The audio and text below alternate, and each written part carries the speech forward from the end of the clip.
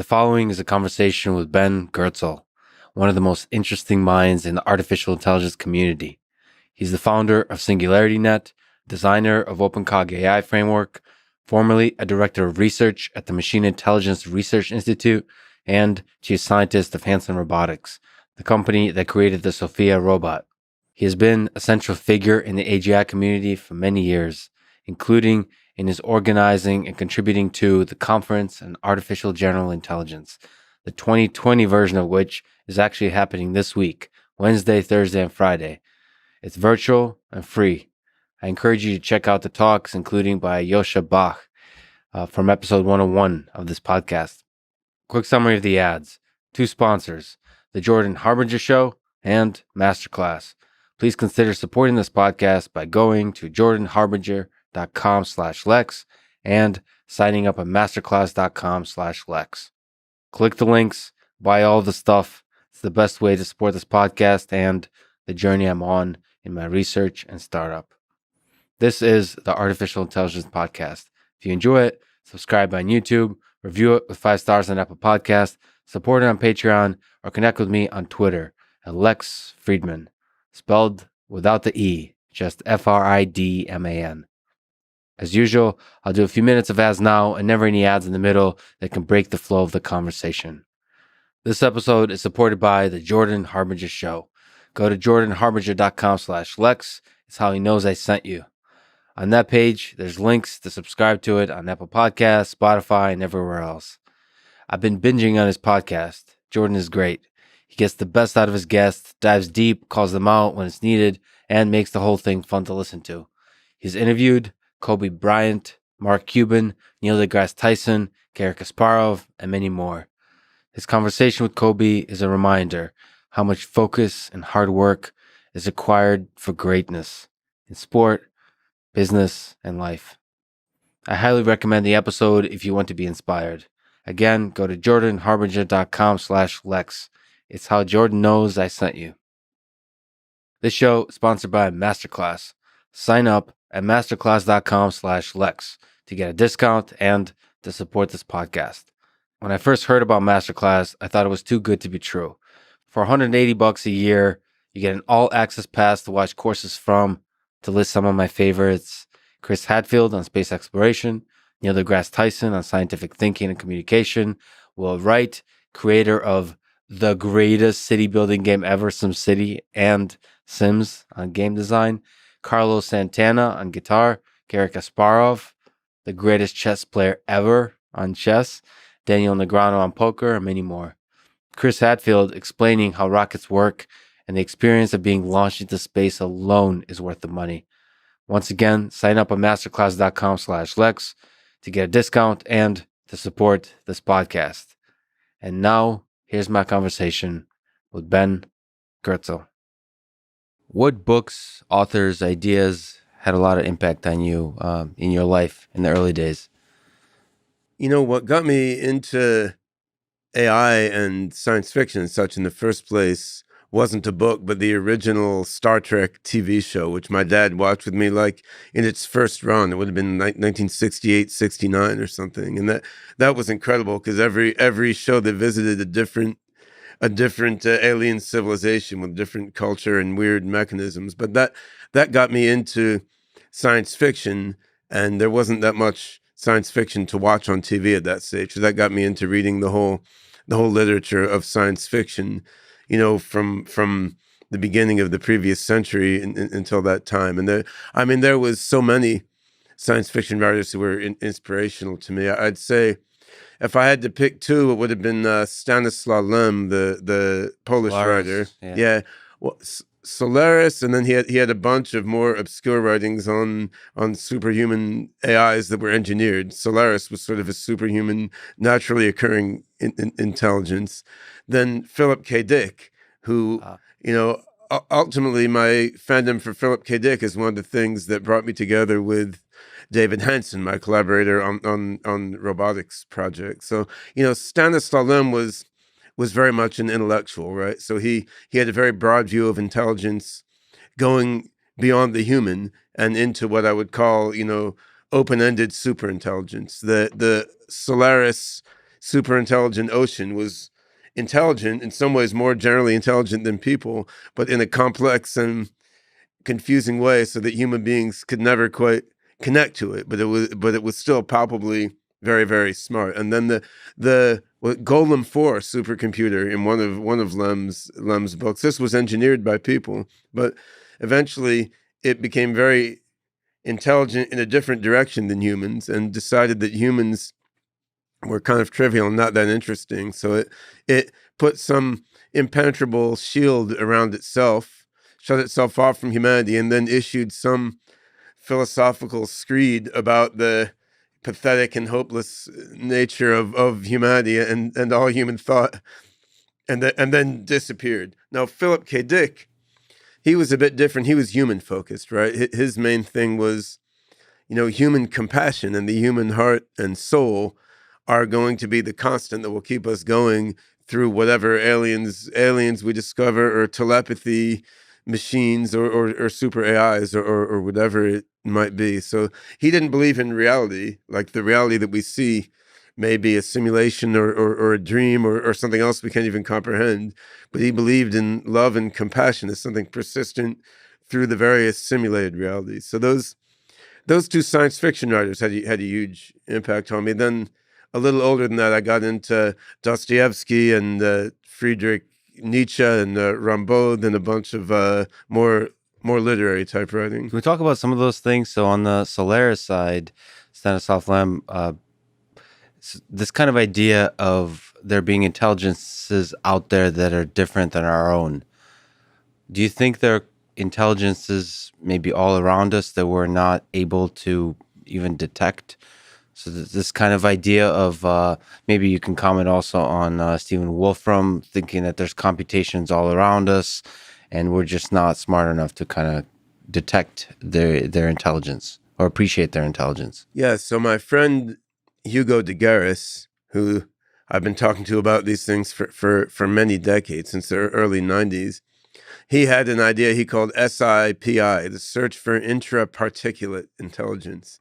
So the concept there was, as AIs get smarter and smarter and smarter, assuming the laws of physics as we know them now are still what these superintelligences perceived to hold and are bound by, as they get smarter and smarter, they're going to shrink themselves littler and littler, because special relativity makes it slow to communicate between two spatially distant points. So they're going to get smaller and smaller. But then ultimately, what does that mean? The minds of the super intelligences, they're going to be packed into the interaction of elementary particles, or quarks, or the partons inside quarks, or whatever it is.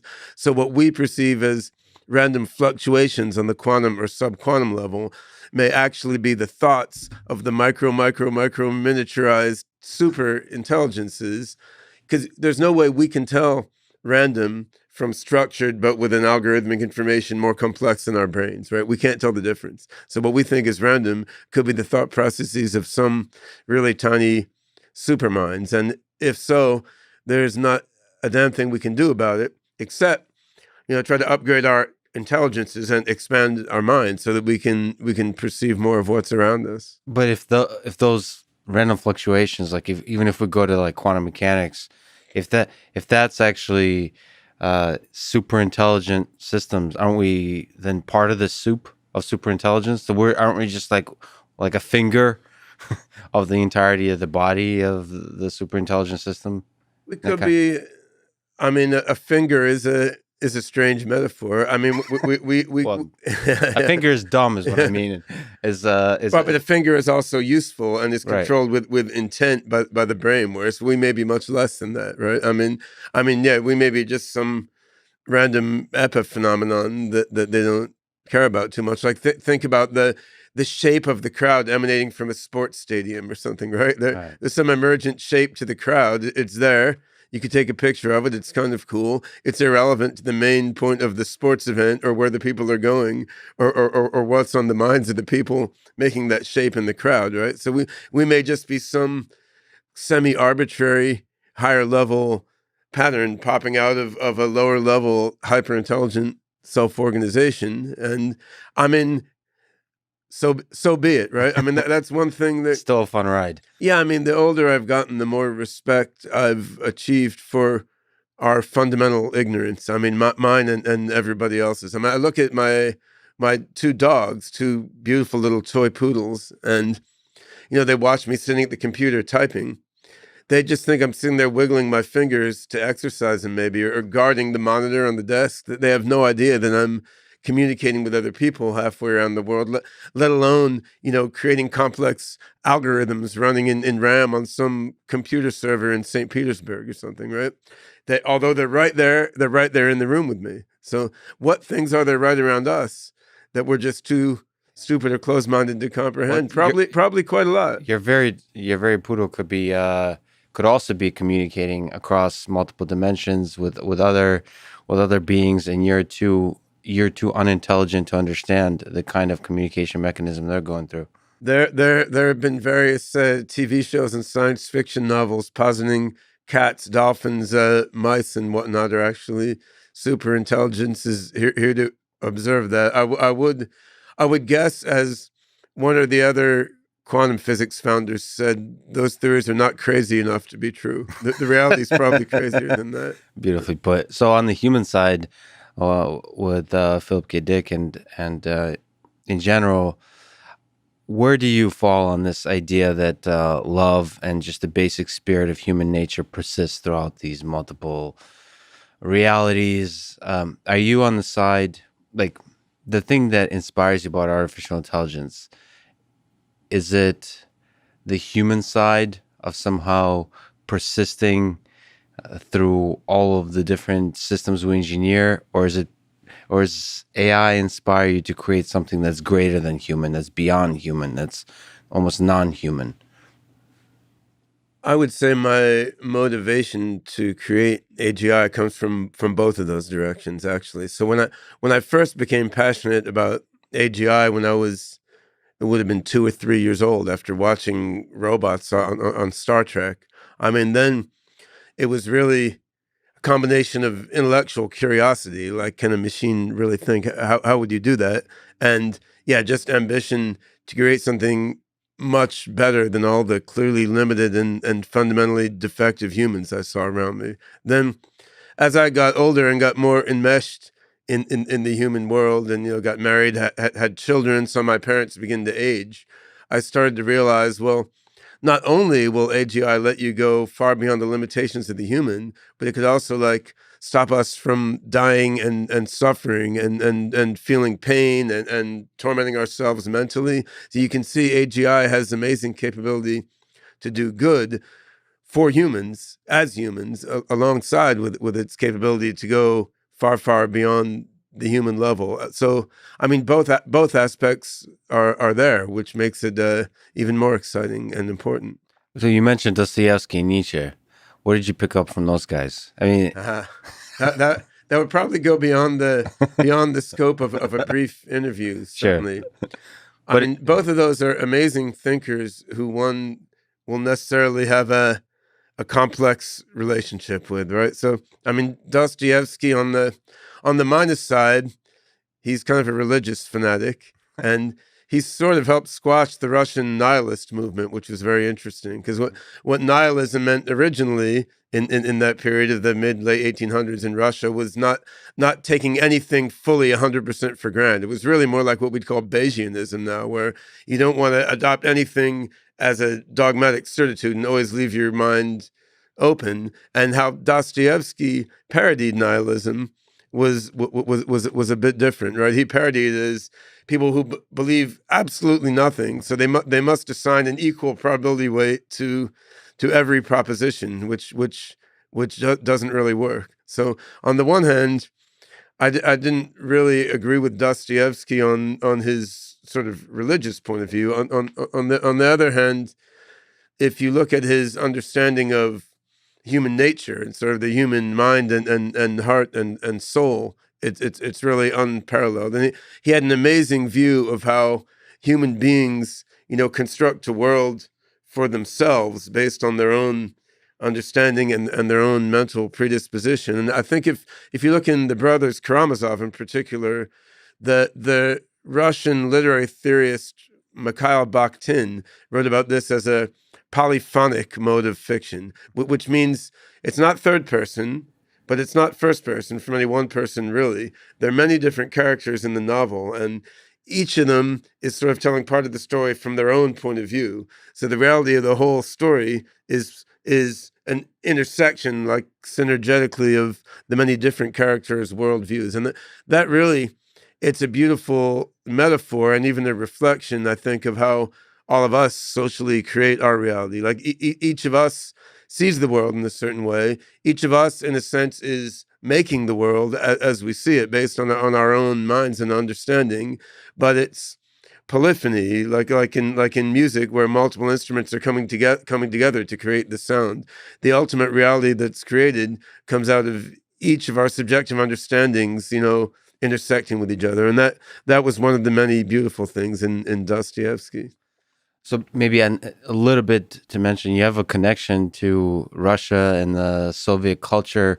I mean, I'm not sure exactly what the nature of the connection is, but at least the spirit of your thinking is in there. Well, my ancestry is 3/4 Eastern European Jewish. So I mean, three of my great grandparents emigrated to New York from Lithuania and sort of border regions of Poland, which were in and out of Poland, in around the time of World War I, and they were socialists and communists as well as Jews, mostly Menshevik, not Bolshevik, and they fled at just the right time to the U.S. for their own personal reasons, and then almost all, or maybe all, of my extended family that remained in Eastern Europe was killed either by Hitler's or Stalin's minions at some point. So the branch of the family that emigrated to the U.S. was pretty much the only one. Right? So how much of the spirit of the people is in your blood still? Like, when you look in the mirror, do you see? What do you see? Meat. I see a bag of meat that I want to transcend by uploading into some sort of superior reality. But very, yeah. I mean, yeah, very clearly. Well put. I mean, I'm not religious in a traditional sense, but clearly the Eastern European Jewish tradition was what I was raised in. I mean, there was my grandfather Leo Zwell was a physical chemist who worked with Linus Pauling and a bunch of the other early greats in quantum mechanics. I mean, he was into X-ray diffraction. He was on the material science side, an experimentalist rather than a theorist. His sister was also a physicist, and my father's father, Victor Goertzel, was a PhD in psychology who had the unenviable job of giving psychotherapy to the Japanese in internment camps in the U.S. in World War II, like to counsel them why they shouldn't kill themselves, even though they'd had all their stuff taken away and been imprisoned for no good reason. So I mean, there's a lot of Eastern European Jewishness in my background. One of my great uncles was, I guess, conductor of San Francisco Orchestra. So there's a lot of Mickey Salkind, bunch of music in there also, and clearly this culture was all about learning and understanding the world, and also not quite taking yourself too seriously while you do it. Right? Yeah. There's a lot of Yiddish humor in there, so I do appreciate that culture. Although the whole idea that like the Jews are the chosen people of God never resonated with me too much. The graph of the Goertzel family, I mean, just the people I've encountered, just doing some research and just knowing your work through the decades, it's kind of fascinating. Just the number of PhDs. Yeah. I mean, fascinating. My dad is a sociology professor who recently retired from Rutgers University, but that gave me a head start in life. I mean, my grandfather gave me all his quantum mechanics books when I was like 7 or 8 years old, and I remember going through them, and it was all the old quantum mechanics, like Rutherford atoms and stuff. So I got to the part of wave functions, which I didn't understand, although I was a very bright kid. And I realized he didn't quite understand it either, but at least like he pointed me to some professor he knew at UPenn nearby who understood these things, right? So that's an unusual opportunity for a kid to have, right? And my dad he was programming Fortran when I was 10 or 11 years old on like HP 3000 mainframes at Rutgers University. So I got to do linear regression in Fortran on punch cards when I was in middle school, right? Because he was doing, I guess, analysis of demographic and sociology data. So yes, certainly that gave me a head start and a push towards science beyond what would have been the case with many different situations. When did you first fall in love with AI? Is it the programming side of Fortran? Is it maybe the sociology, psychology that you picked up from your dad? I Or is fell it in the love with quantum AI mechanics? when I was probably 3 years old when I saw a robot on Star Trek. It was turning around in a circle going, error, error, error, error, because Spock and Kirk had tricked it into a mechanical breakdown by presenting it with a logical paradox. And I was just like, well, this makes no sense. This AI is very, very smart. It's been traveling all around the universe, but these people could trick it with a simple logical paradox. Like, why, if the human brain can get beyond that paradox, why can't this AI? So I felt the screenwriters of Star Trek had misunderstood the nature of intelligence, and I complained to my dad about it, and he wasn't gonna say anything one way or the other. But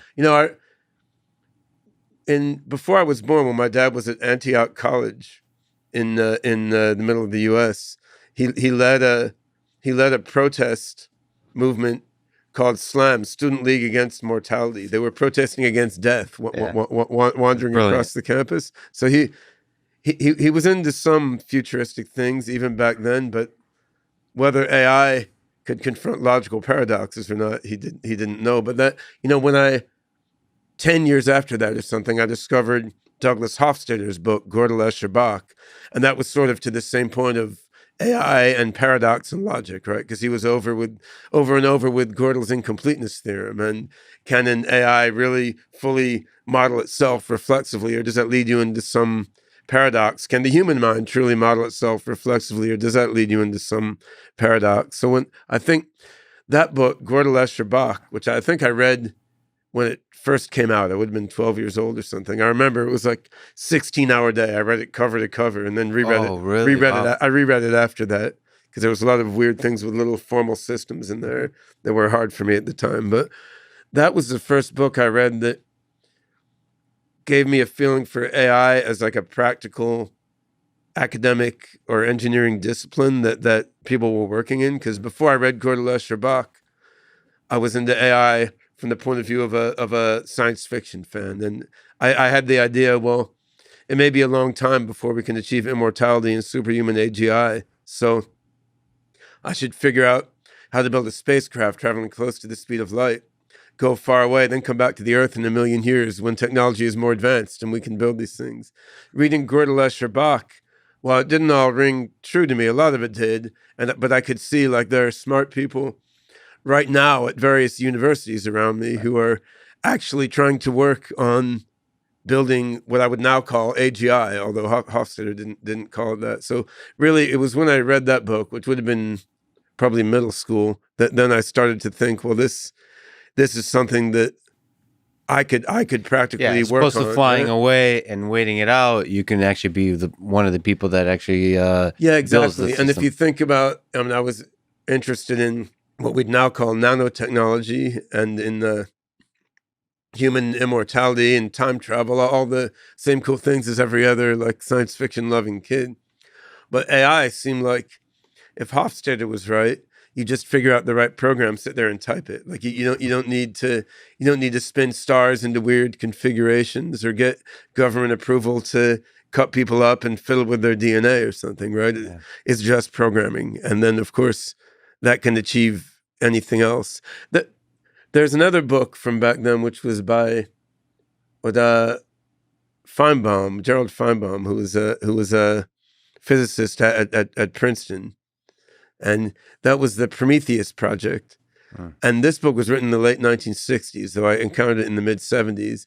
But what this book said is in the next few decades, humanity is going to create superhuman thinking machines, molecular nanotechnology, and human immortality. And then the challenge we'll have is what to do with it. Do we use it to expand human consciousness in a positive direction?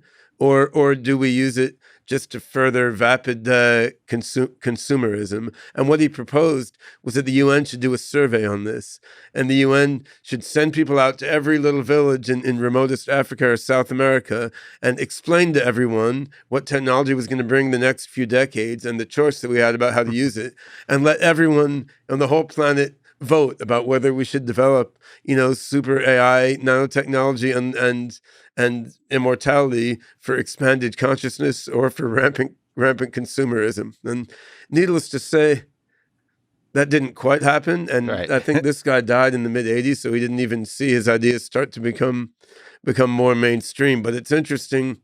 Many of the themes I'm engaged with now, from AGI and immortality, even to trying to democratize technology, as I've been pushing for with SingularityNET and my work in the blockchain world, many of these themes were there in, Feinbaum's book in the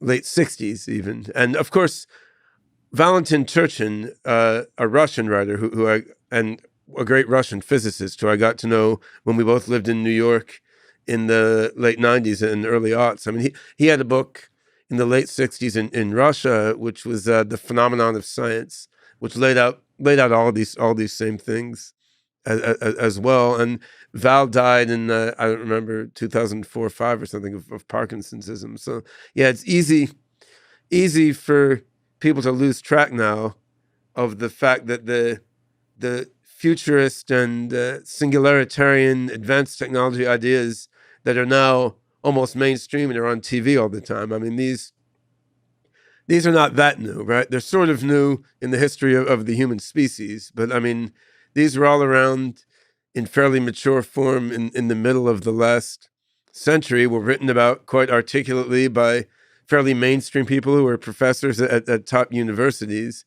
It's just until the enabling technologies got to a certain point, then you couldn't make it real. So, and even in the '70s, I was sort of seeing that and living through it, right? From Star Trek to Douglas Hofstadter, things were getting very, very practical from the late '60s to the late '70s. And, the first computer I bought, you could only program with hexadecimal machine code, and you had to solder it together.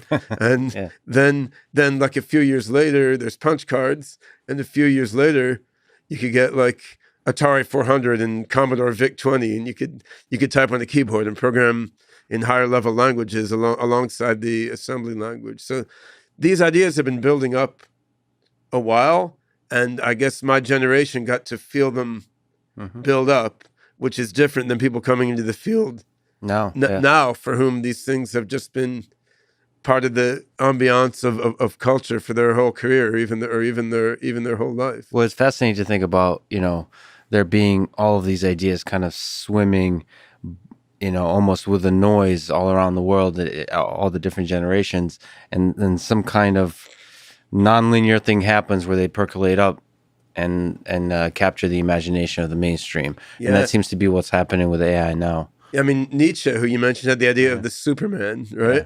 But he didn't understand enough about technology to think you could physically engineer a Superman by piecing together molecules in a certain way. He was a bit vague about how the Superman would appear, but he was quite deep at thinking about what the state of consciousness and the mode of cognition of a Superman would be. He was a very astute analyst of, how the human mind constructs the illusion of a self, how it constructs the illusion of free will, how it constructs values like good and evil out of its own, desire to maintain and advance its own organism. He understood a lot about how human minds work. Then he understood a lot about how post-human minds would work. I mean, this Superman was supposed to be a mind that would basically have complete root access to its own brain and consciousness, and be able to architect its own value system and inspect and fine-tune all of its own biases. So that's a lot of powerful thinking there, which then fed in and sort of seeded all of postmodern continental philosophy, and all sorts of things have been very valuable in development of culture and indirectly even of technology. But of course, without the technology there, it was all some quite abstract thinking. So now we're at a time in history when a lot of these ideas can be made real, which is amazing, amazing and scary, right? It's kind of interesting to think. What do you think Nietzsche would, if he was born a century later or transported through time? What do you think he would say about AI? I mean, Well, those are quite different. If he's born a century later or transported through time, well, he'd be on like TikTok and Instagram, and he would never write the great works he's written. So well, let's transport him through time. Maybe also Sprach Zarathustra would be a music video, right? I mean, who knows? Yeah, but if he was transported through time, do you think that'd be interesting actually to go back? You just made me realize that it's possible to go back and read Nietzsche with an eye of, is there some thinking about artificial beings? I'm sure he had inklings. I mean, with Frankenstein before him, I'm sure he had inklings of artificial beings somewhere in the text. It'd be interesting to try to read his work to see if he hadn't. If Superman was actually an AGI system, like if he had inklings of that kind of thinking. He didn't.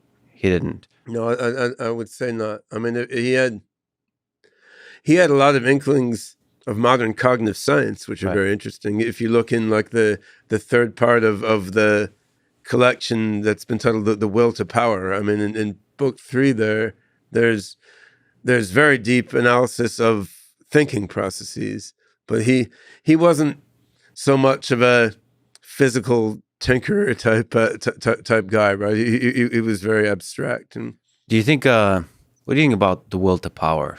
Do you think what do you think drives humans? Is it?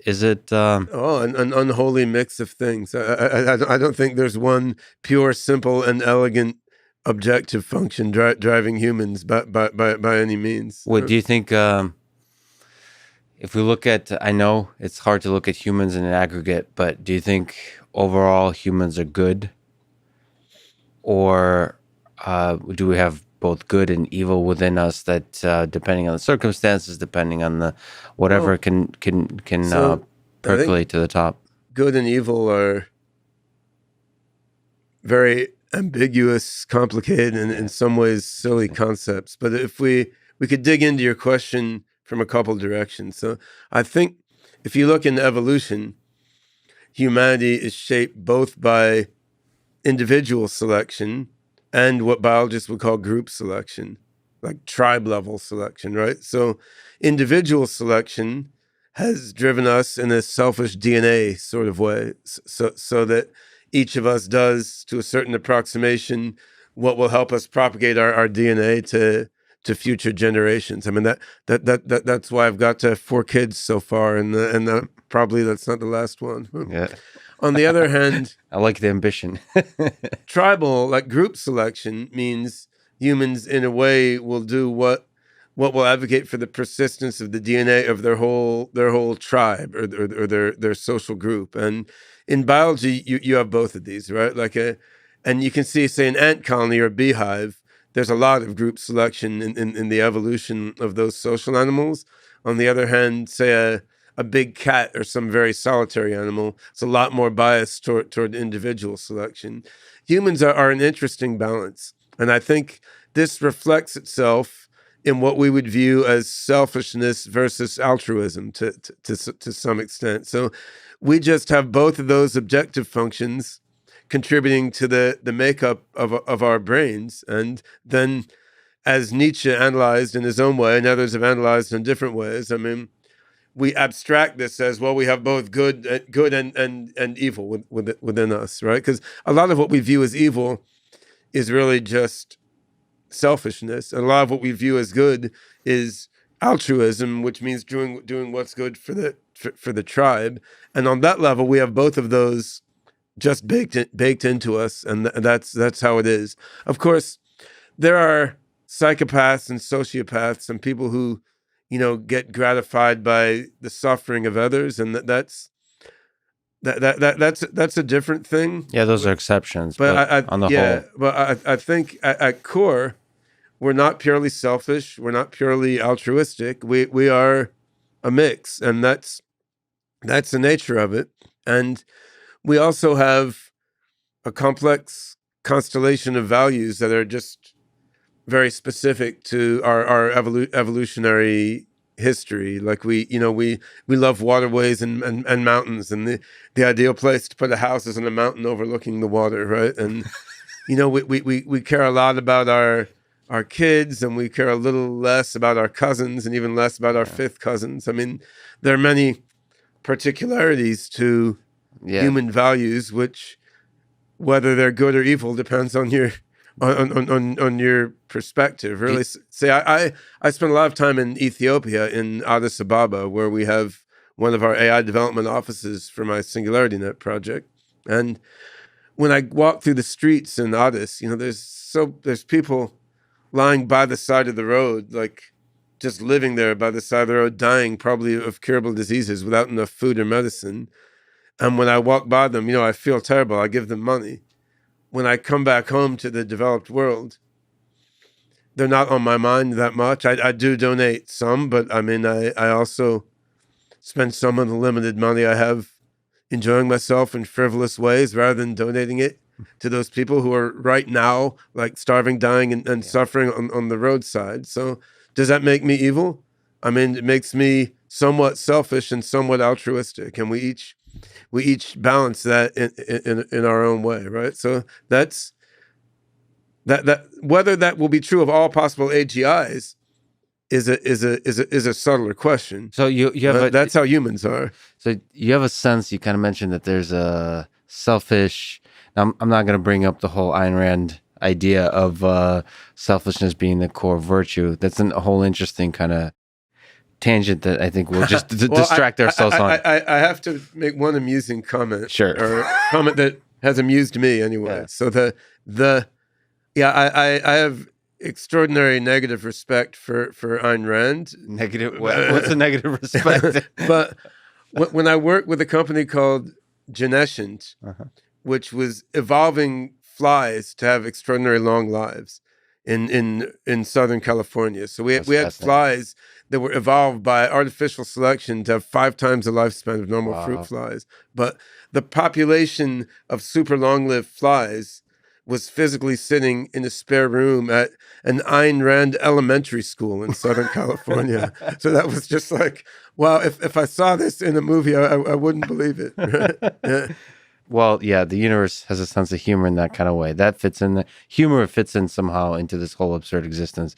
But you mentioned the balance between selfishness and altruism as kind of being innate. Do you think it's possible that's kind of an emergent phenomena, those peculiarities of our value system? How much of it is innate?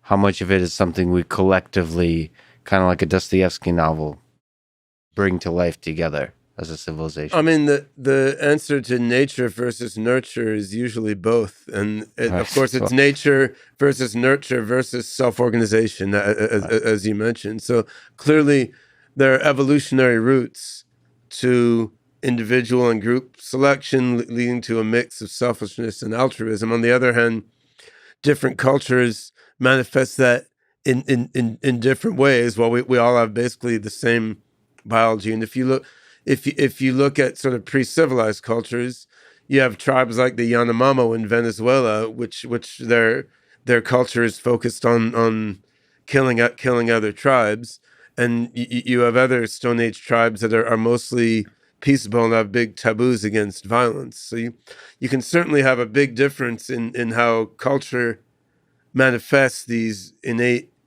biological characteristics, but still, there's probably limits that are given by our biology. I used to argue this with my great-grandparents, who were Marxists, actually, because they believed in the withering away of the state. Like they believed that, as you move from capitalism to socialism to communism, people would just become more social-minded, so that a state would be unnecessary, and people would just everyone would give everyone else what they needed. Now, setting aside that that's not what the various Marxist experiments on the planet seem to be heading toward in practice, just as a theoretical point, I was very dubious that human nature could go there. Like at that time, when my great-grandparents are alive, I was just like, I'm a cynical teenager. I think humans are just jerks. The state is not going to wither away.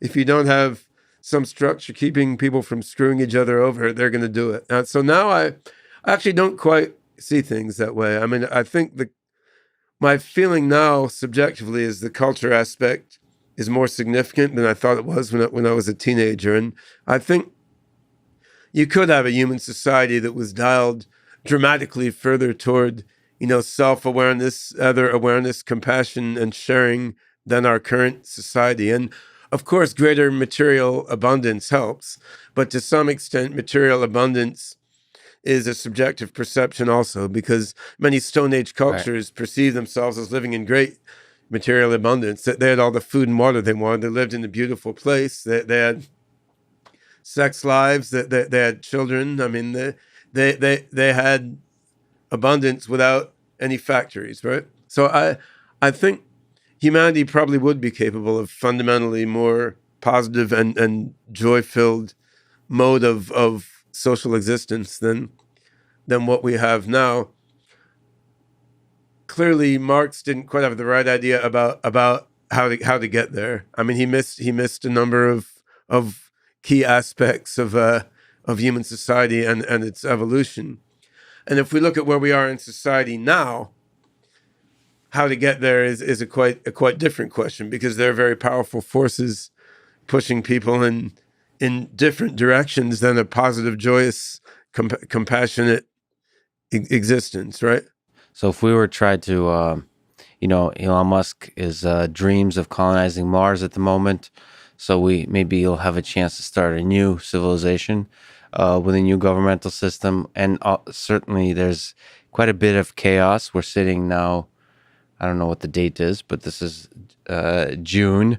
There's quite a bit of chaos in all different forms going on in the United States and all over the world. So there's a hunger for new types of governments, new types of leadership, new types of systems. And so what are the forces at play, and how do we move forward? Yeah, I mean, colonizing Mars, first of all, it's a super cool thing to do. We should be doing it. So you love the idea. Yeah, I mean, it's more important than making chocolatier chocolates and sexier lingerie and many of the things that we spend a lot more resources on as a species, right? So yeah. I mean, we certainly should do it. I think the possible futures in which a Mars colony makes a critical difference for humanity are very few. I mean, I think, I mean, assuming we make a Mars colony and people go live there in a couple of decades, I mean, their supplies are going to come from Earth.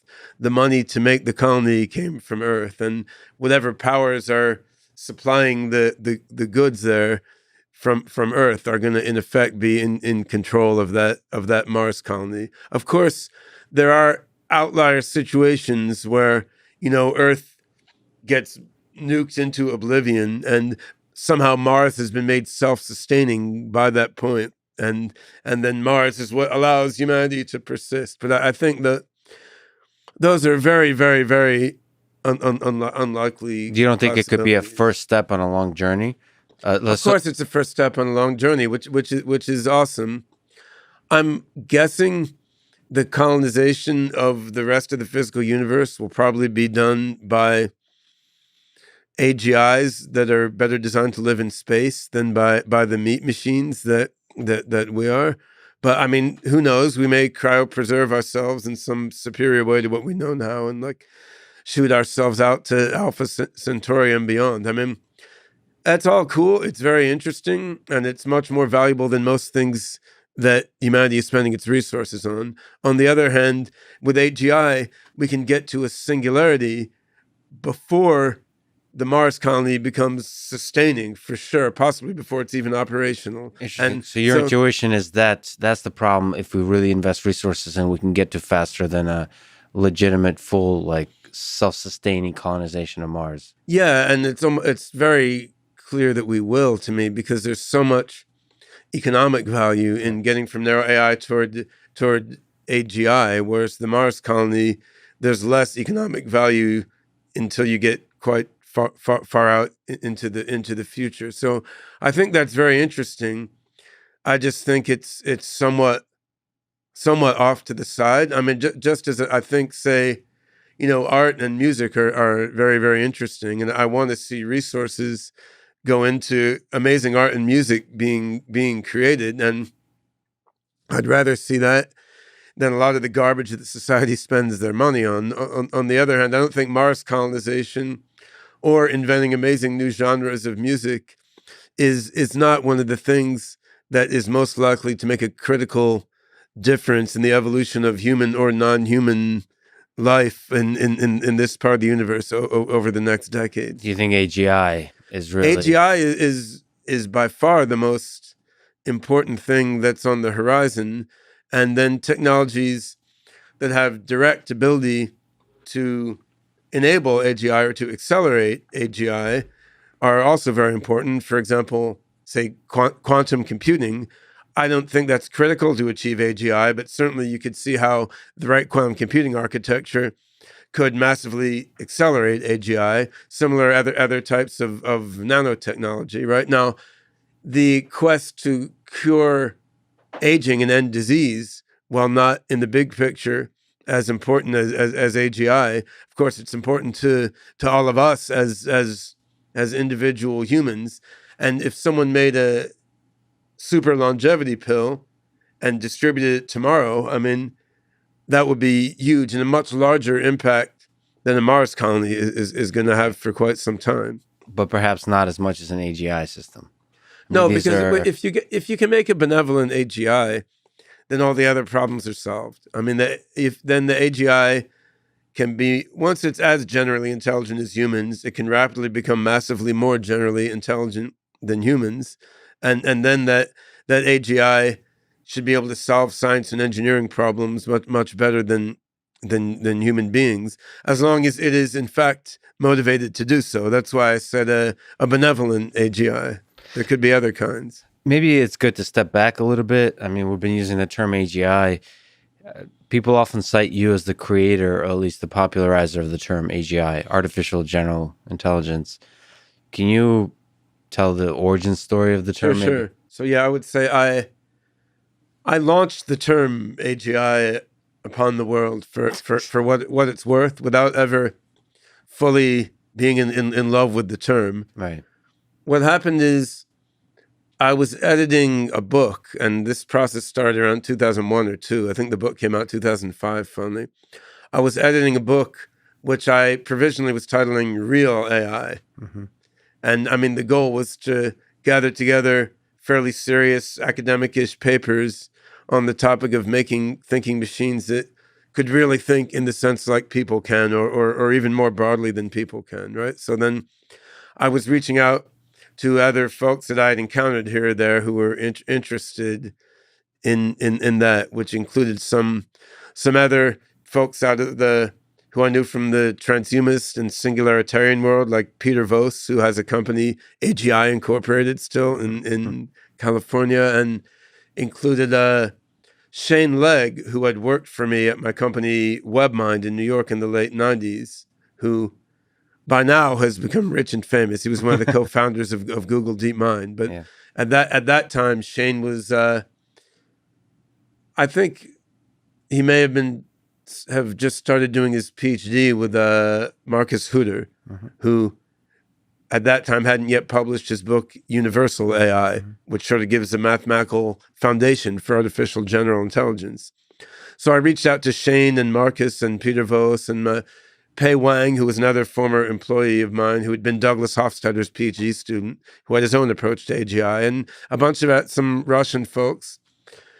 Reached out to these guys, and they contributed papers for the book.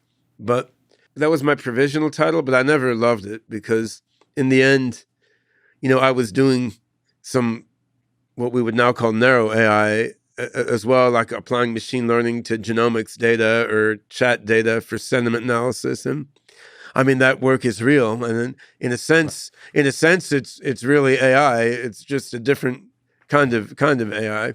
Ray Kurzweil wrote about narrow AI versus strong AI. But that seemed weird to me, because first of all, narrow and strong are not antonyms. That's right. I mean, but secondly, strong AI was used in the cognitive science literature to mean the hypothesis that digital computer AIs could have true consciousness like human beings. So there was already a meaning to strong AI, which was complexly different but related, right? So we were tossing around on an email list what title it should be, and so we talked about narrow AI, broad AI, wide AI, narrow AI, general AI, and I think it was either Shane Legg or Peter Vos on the private email discussion we had. He said, well, why don't we go with AGI, Artificial General Intelligence? And Pei Wang wanted to do GAI, General Artificial Intelligence, because in Chinese it goes in that order. Right. But we figured gay wouldn't work in U.S. culture at that time, right? Yeah. So we went with the AGI. We used it for the title of that book, and part of Peter and Shane's reasoning was you have the G factor in psychology, which is IQ, general intelligence, right? So you have a meaning of GI, general intelligence, in psychology. So then you're looking like artificial GI. So then that makes a lot of sense. Yeah, we use that for the title of the book, and so I think maybe both Shane and Peter think they invented the term, but then later, after the book was published, this guy Mark Gubrid came up to me and he's like, well, I published an essay with the term AGI in it in like 1997 or something. And so I'm just waiting for some Russian to come out and say they published that in 1953. Right? I mean, that term, for sure. That term is not dramatically innovative or anything. It's one of these obvious, in hindsight, things, which is also annoying in a way because, you know, Josh Habak, who you interviewed, is a close friend of mine. He likes the term synthetic intelligence, which I like much better, but it hasn't actually caught on, right? Because, I mean, artificial is a bit off to me because artifice is like a tool or something, but not all AGIs are going to be tools. I mean, they may be now, but we're aiming toward making them agents rather than tools. And in a way, I don't like the distinction between artificial and natural, because I mean we're part of nature also, and machines are part of part of nature. I mean you can look at evolved versus engineered, but that's a different distinction. Then it should be engineered general intelligence, right? And then general. Well, if you look at Marcus Hutter's book Universal AI, what he argues there is, you know, within the domain of computation theory, which is limited but interesting. So if you assume computable environments and computable reward functions, then he articulates what would be a truly general intelligence, a system called AIXI, which is quite beautiful. IXI, and that's the middle name of my latest child. Actually, what's the first name? First name is Quarksy, QORXI, which my wife came out with, but that's an acronym for Quantum Organized Rational Expanding Intelligence, and his middle name is Exiphanes, actually, which is means the former principle underlying AXE. But in any case, you're giving Elon Musk's new child a run. Well, I did it first. He copied me with this new freakish name. But now, if I have another baby, I'm going to have to outdo him. It's become an arms race of weird geeky baby names. Yeah, we'll see what the babies think about it, right? Yeah, but I mean, my oldest son Zarathustra loves his name, and my daughter Sherazad loves her name. So far, basically, if you give your kids weird names, they live up to it. Well, you're obliged to make the kids weird enough that they like the names, right? So it directs their upbringing in a certain way. But yeah, anyway, I mean, what Marcus showed in that book is that a truly general intelligence theoretically is possible, but would take infinite computing power. So then the artificial is a little off. The general is not really achievable within physics as we know it. And I mean, physics as we know it may be limited, but that's what we have to work with now. Intelligence... Like infinitely general, you mean? Like information processing perspective, yeah. Yeah, intelligence is not very well defined either, right? I mean, what does it mean? I mean, in AI now, it's fashionable to look at it as maximizing an expected reward over the future. But that sort of definition is pathological in various ways. And my friend David Weinbaum, aka Weaver, he had a beautiful PhD thesis on open-ended intelligence, trying to conceive intelligence in a without a reward. Without yeah, he's objective just function. looking at it differently. He's looking at complex self-organizing systems and looking at an intelligent system as being one that, you know, revises and grows and improves itself in conjunction with its environment, without necessarily there being one objective function it's trying to maximize. Although over certain intervals of time, it may act as if it's optimizing a certain objective function. Very much Solaris from Stanislaw Lem's novels, right? So yeah, the point is, artificial general and intelligence Don't work. They're all bad. On the other hand, everyone knows what AI is, and AGI seems immediately comprehensible to people with a technical background. So I think that the term has served a sociological function, and now it's out there everywhere, which it's stuck. Which baffles me. It's like KFC. I mean, that's it. We're stuck with AGI probably for a very long time until AGI systems take over and rename themselves. Yeah. And and then we're stuck with GPUs too, which mostly have nothing to do with graphics anymore, right? So, I wonder what the AGI system will call us humans. That was maybe Grandpa, GPs, Grandpa processing unit, biological grandpa processing units. Okay, so maybe also just a comment on AGI representing, before even the term existed, representing a kind of community. Now, you've talked about this in the past, sort of AI has come in waves, but there's always been this community of people who dream about creating general human level super intelligent systems. Can you maybe give your sense of the history of this community as it exists today, as it existed before this deep learning revolution, all throughout the winters and the summers of AI? Sure. First, I would say, as a side point, the winters and summers of AI are greatly exaggerated by Americans. Yeah.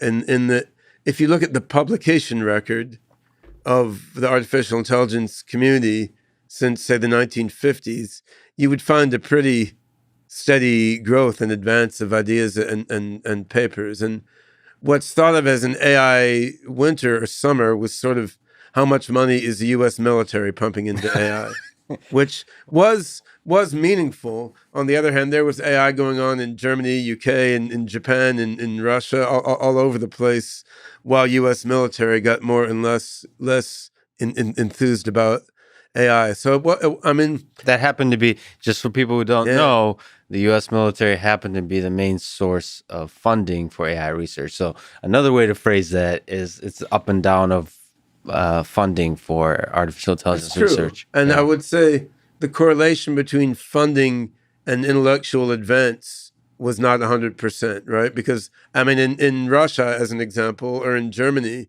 there was less dollar funding than in the US, but many foundational ideas were laid out, but it was more theory than implementation, right? And US really excelled at sort of breaking through from theoretical papers to working implementations, which did go up and down somewhat with U.S. military funding, but still, you can look in the 1980s. Dietrich Dörner in Germany had self-driving cars on the Autobahn, right? And it was a little early with regard to the car industry, so it didn't catch on such as has happened now. But that whole advancement of self-driving car technology in Germany was pretty much independent of AI military summers and winters in the US. So there's been more going on in AI globally than not only most people on the planet realize, but than most new AI PhDs realize, because they've come up within a certain sub field of AI and haven't had to look so much beyond that. But I would say, when I got my PhD in 1989 in mathematics, I was interested in AI already. In Philadelphia, by the way. I started at NYU, then I transferred to Philadelphia, to Temple University, good old North Philly. North Philly, yeah. The pearl of the U.S. Right? You never stopped at a red light then, because you were afraid if you stopped at a red light, someone will carjack you. So you just drive through every red light. Yeah. Every day driving or bicycling to Temple from my house was like a new adventure, right? But yeah, the reason I didn't do a PhD in AI was what people were doing in the academic AI field then was just astoundingly boring and seemed wrongheaded to me. It was really like rule-based expert systems and production systems. And I loved mathematical logic. I had nothing against logic as the cognitive engine for an AI, but the idea that you could type in the knowledge that AI would need to think seemed just completely stupid and wrong-headed to me. I mean, you can use logic if you want, but somehow the system has got to be automated learning, right? It should be learning from experience. And the AI field then was not interested in learning from experience. I mean, some researchers certainly were. I mean, I remember in mid-'80s, I discovered a book by John Andreas, which was about a reinforcement learning system called PURPUS, PURR-PUSS, which was an acronym that I can't even remember what it was for, but purpose anyway. But that was a system that was supposed to be an AGI, and basically by some sort of fancy like Markov decision process learning, it was supposed to learn everything just from the bits coming into it and learn to maximize its reward and become intelligent, right? So that was there in academia back then, but it was like isolated, scattered, weird people. But all these isolated, scattered, weird people in that period, I mean, they laid the intellectual grounds for what happened later. So you look at John Andreas at University of Canterbury with his purpose reinforcement learning Markov system. He was the PhD supervisor for John Cleary in New Zealand. Now, John Cleary worked with me when I was at Waikato University in 1993 in New Zealand.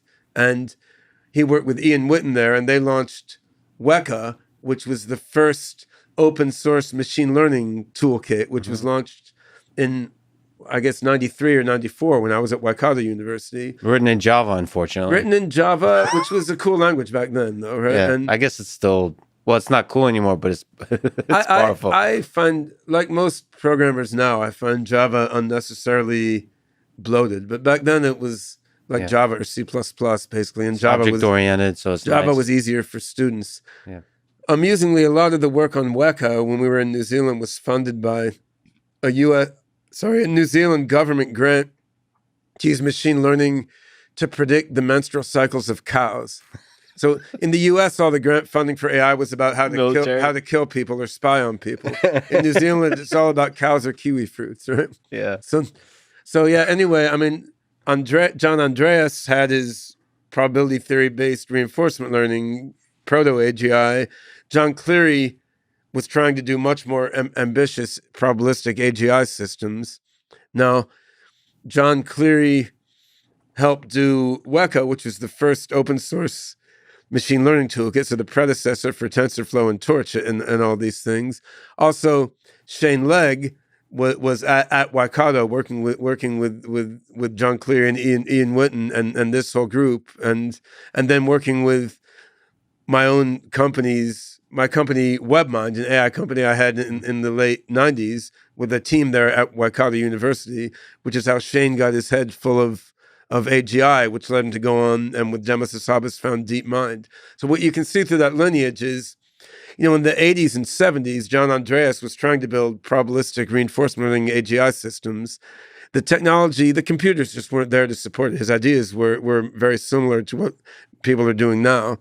But, although he's long since passed away and didn't become that famous outside of Canterbury, I mean, the lineage of ideas passed on from him to his students to their students. You can go trace directly from there to me and to DeepMind, right? So that there was a lot going on in AGI that did ultimately lay the groundwork for what we have today, but there wasn't a community, right? And so when I started trying to pull together an AGI community, it was in the early aughts when I was living in Washington, D.C. and making a living doing AI consulting for various U.S. government agencies. And I organized the first AGI workshop in 2006. And I mean, it wasn't like it was literally in my basement or something. I mean, it was in the conference room at the Marriott in Bethesda. It's not that edgy or underground, unfortunately, but still. How many people attended? About 60 or something. That's not bad. I mean, DC has a lot of AI going on, probably until the last 5 or 10 years, much more than Silicon Valley, although it's just quiet because of the nature of what happens in DC. Their business isn't driven by PR. Mostly when something starts to work really well, it's taken black and becomes even more quiet, right? Yeah.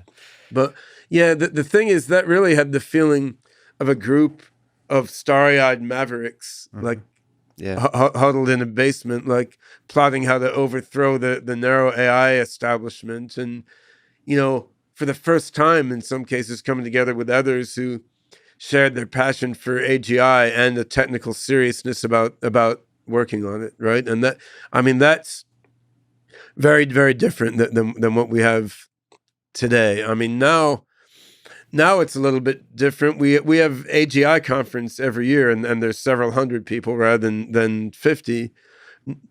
Now it's more like this is the main gathering of people who want to achieve AGI and think that large-scale nonlinear regression is not the golden path to AGI. Yeah. So I mean, it's AKA neural networks. Yeah. Okay. Well, certain architectures for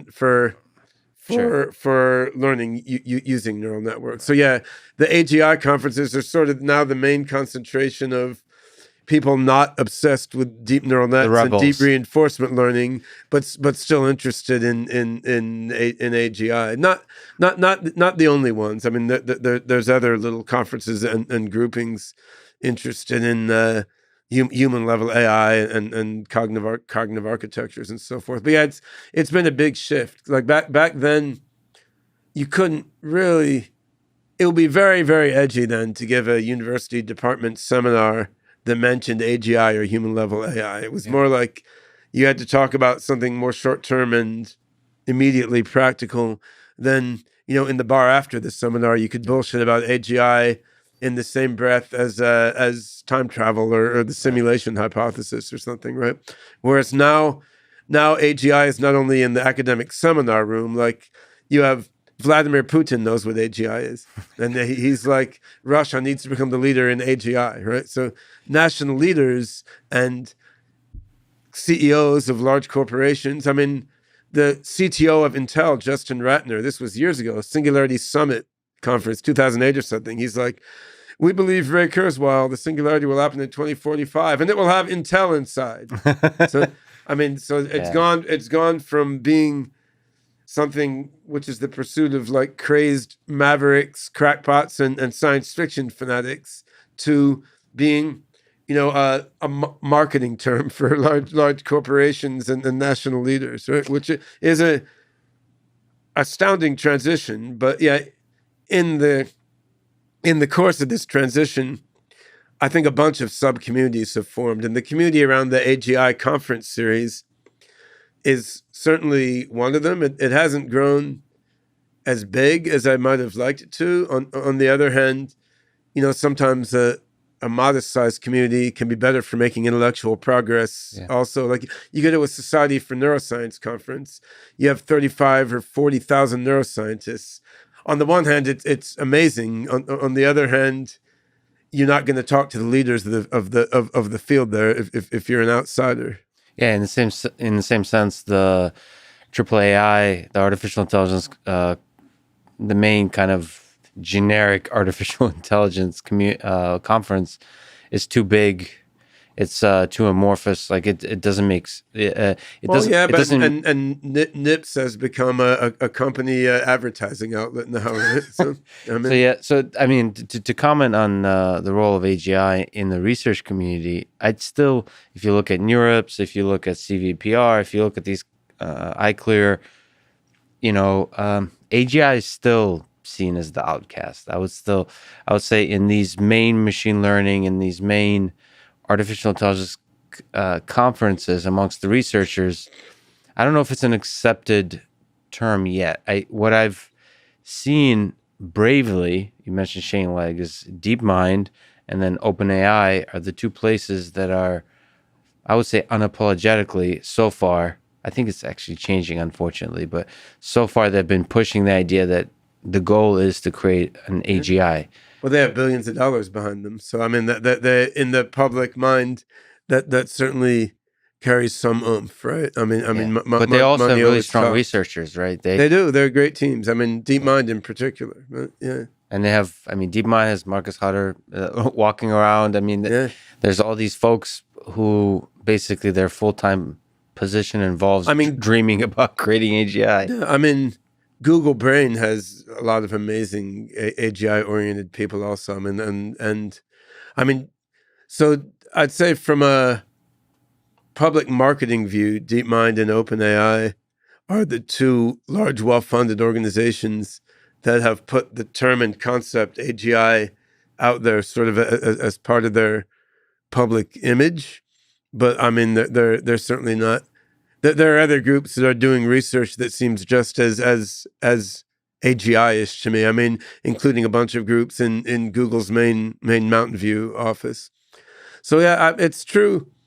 AGI is somewhat away from the mainstream now, but if you compare to where it was, right, 15 years ago, there's been an amazing mainstreaming. And you could say the same thing about super longevity research, which is one of my application areas that I'm excited about. I mean, I've been talking about this since the 90s, but working on this since 2001. And back then, really to say you're trying to create therapies to allow people to live hundreds or thousands of years, you were way, way, way, way out of the industry academic mainstream. But now, Google had Project Calico, Craig Venter had Human Longevity Incorporated, and then once the suits come marching in, right? I mean, once there's big money in it, then people are forced to take it seriously because that's the way modern society works. Yeah. So it's still not as mainstream as cancer research,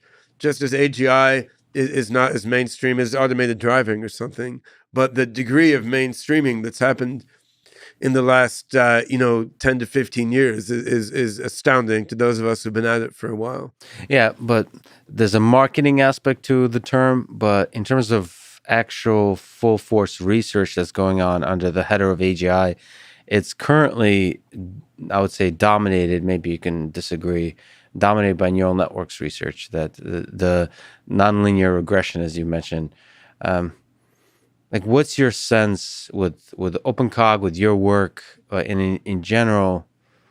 I always logic-based systems and expert systems, for me, always seemed to capture a deep element of intelligence that needs to be there.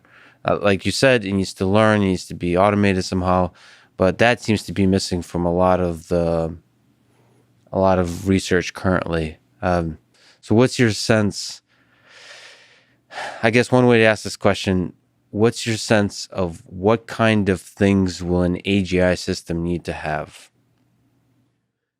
Yeah, that's a very interesting topic that I've thought about for a long time. And I think there are many, many different approaches that can work for getting to human level AI. So I don't think there's like one golden algorithm or one golden design that can work. And I mean, flying machines is the much worn analogy here, right? Like, I mean, you have airplanes, you have helicopters, you have balloons, you have stealth bombers that don't look like regular airplanes. You've got all blimps, birds too. Birds, yeah, and bugs, right? Yeah, and there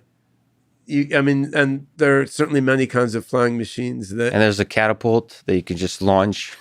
And there's bicycle-powered flying machines, right? Nice, yeah. Yeah, so now these are all analyzable by a basic theory of aerodynamics, right? Now, so one issue with AGI is we don't yet have the analog of the theory of aerodynamics, and that's what Marcus Hutter was trying to make with the AXE and his general theory of general intelligence. But that theory, in its most clearly articulated parts, really only works for either infinitely powerful machines or insanely impractically powerful machines.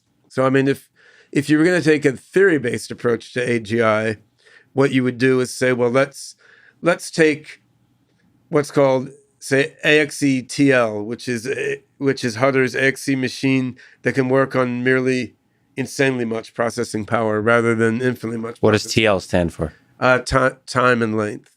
Okay. So you're basically how constrained somehow. Yeah. So how AXE works basically is each action that it wants to take, before taking that action, it looks at all its history. Yeah. And then it looks at all possible programs that it could use to make a decision. Yeah. And it decides like which decision program would have let it make the best decisions according to its reward function over its history.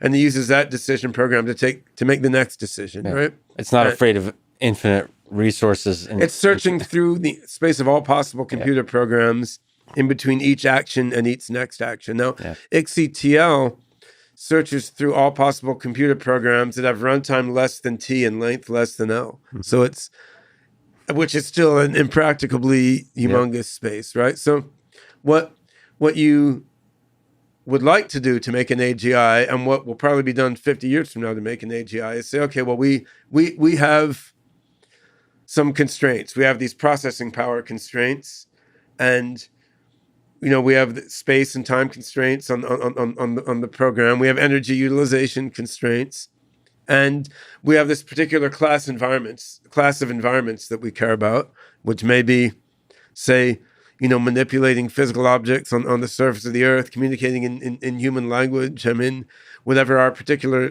not annihilating humanity, right?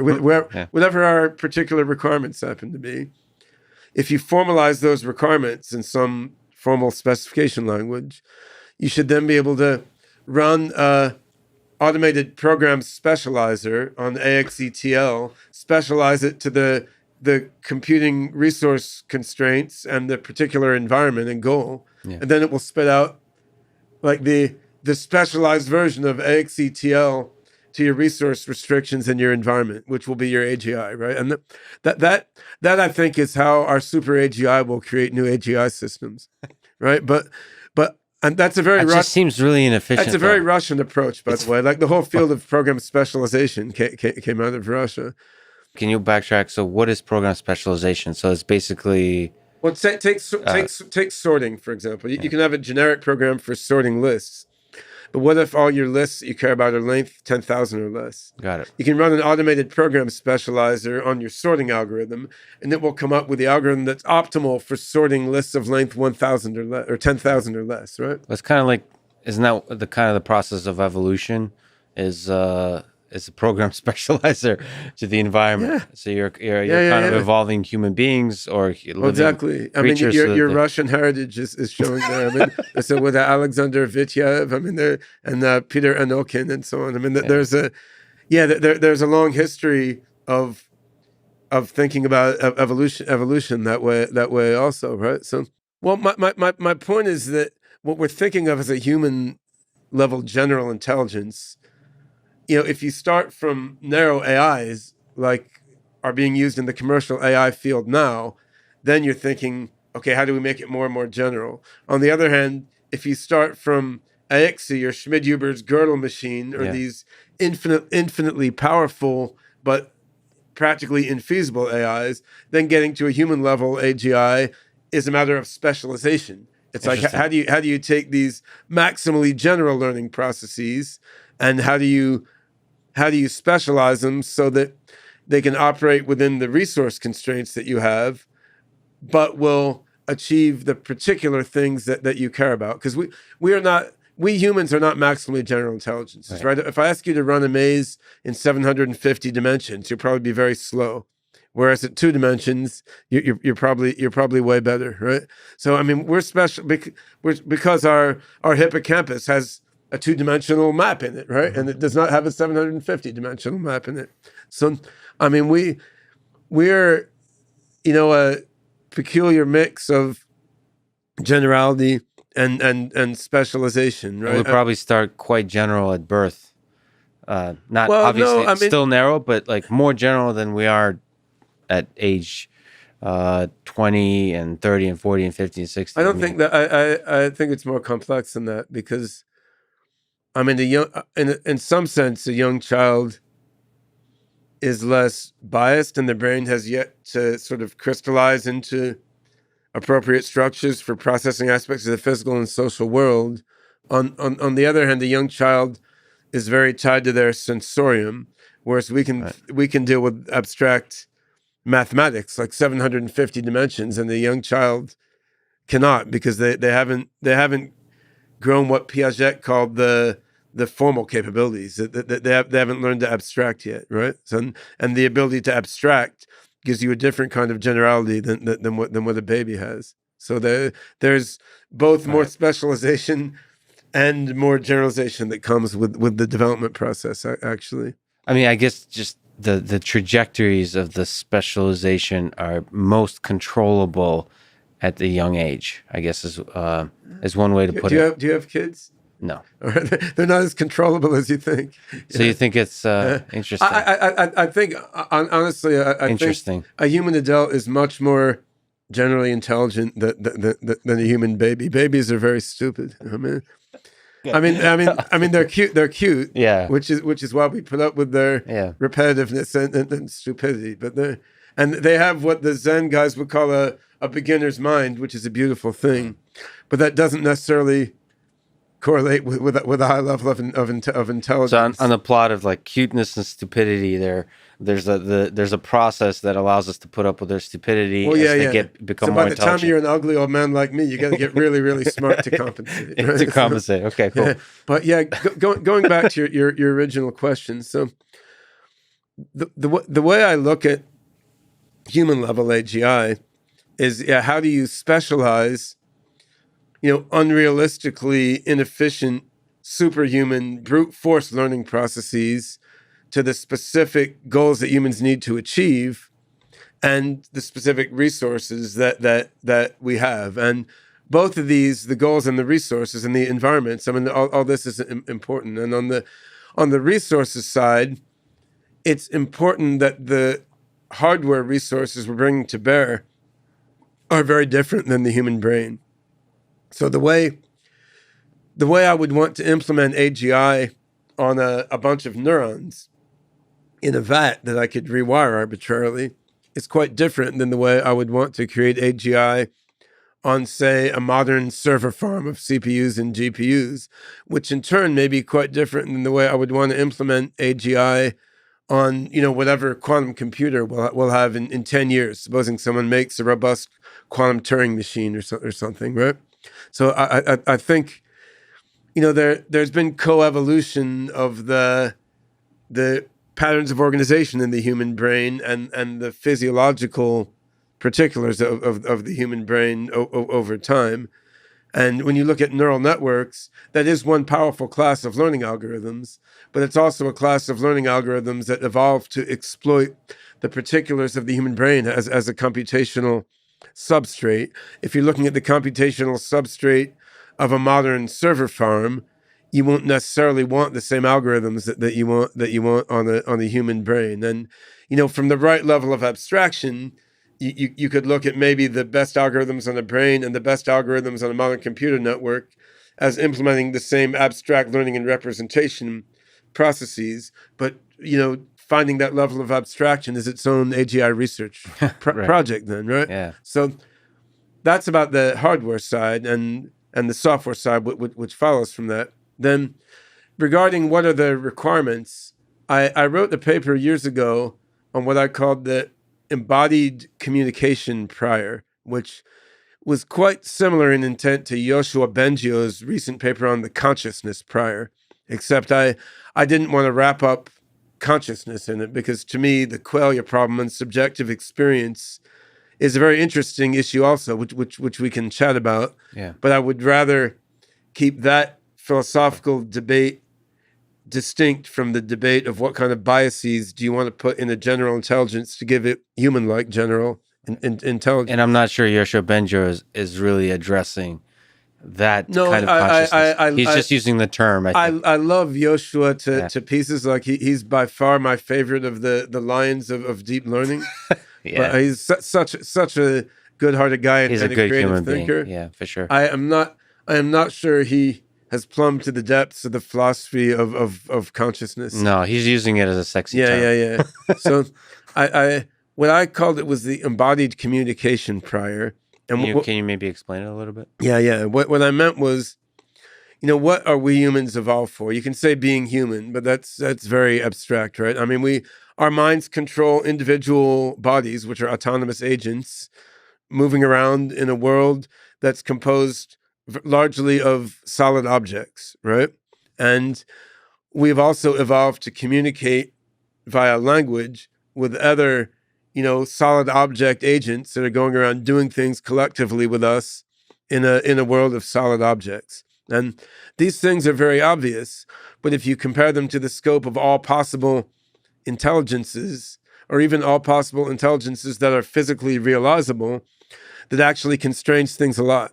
So if you start to look at, how would you realize some specialized or constrained version of universal general intelligence in a system that has, limited memory and limited speed of processing, but whose general intelligence will be biased toward controlling a solid object agent, which is mobile in a solid object world, for manipulating solid objects and communicating via language with other similar agents in that same world, right? Then starting from that, you're starting to get a requirements analysis for human level general intelligence. And then that leads you into cognitive science. And you can look at, say, what are the different types of memory that the human mind and brain has.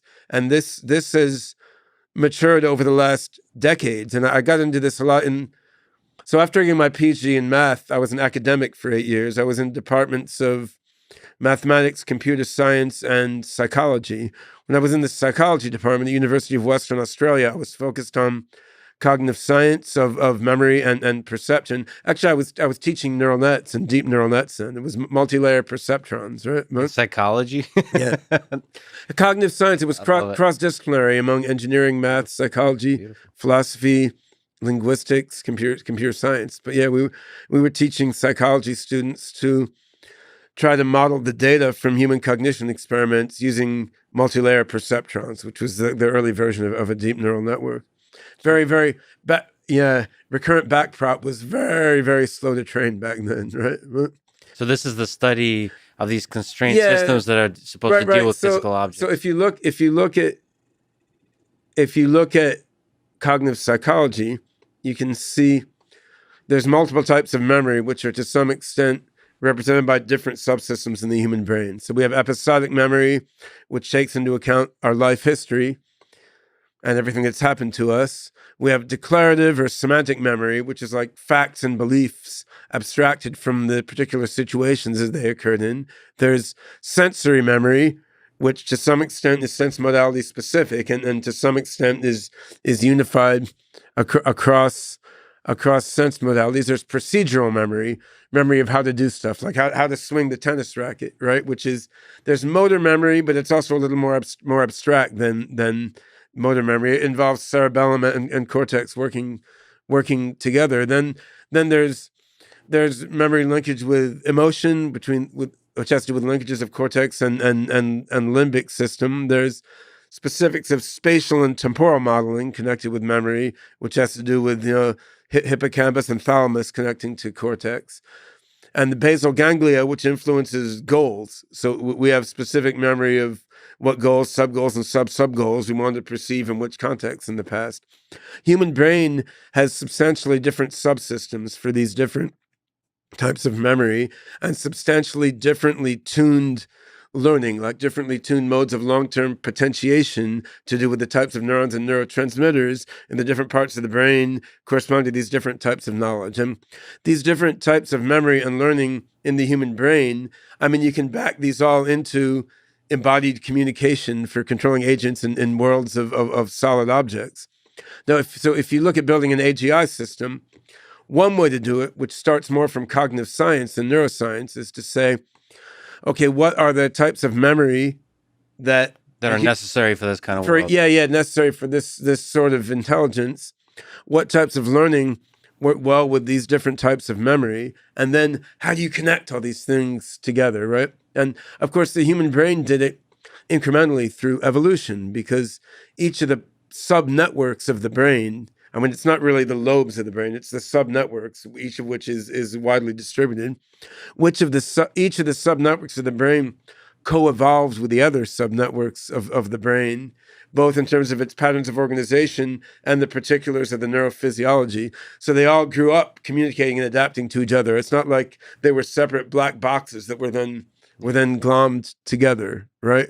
Whereas as engineers, we would tend to say, let's make the declarative memory box here and the procedural memory box here and the perception box here and wire them together. And when you can do that, it's interesting. I mean, that's how a car is built, right? But on the other hand, that's clearly not how biological systems are made. The parts co-evolve so as to adapt and work together. So that's by the way how every human engineered system that flies, we're using that analogy before, is built as well. Yeah. So do you find this at all appealing? Like, there's been a lot of really exciting, which I find strange that it's ignored, work in cognitive architectures, for example, throughout the last few decades. Do you find that? Yeah, work I mean, I had a lot to do with that community, and Paul Rosenblum, who was and John Laird, who built the SOAR architecture, are friends of mine, and I learned SOAR quite well and ACT-R and these different cognitive architectures, and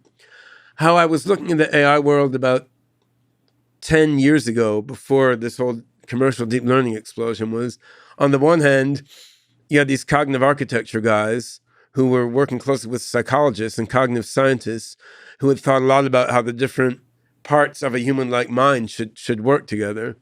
On the other hand, you had these learning theory guys who didn't care at all about the architecture, but were just thinking about, like, how do you recognize patterns in large amounts of data?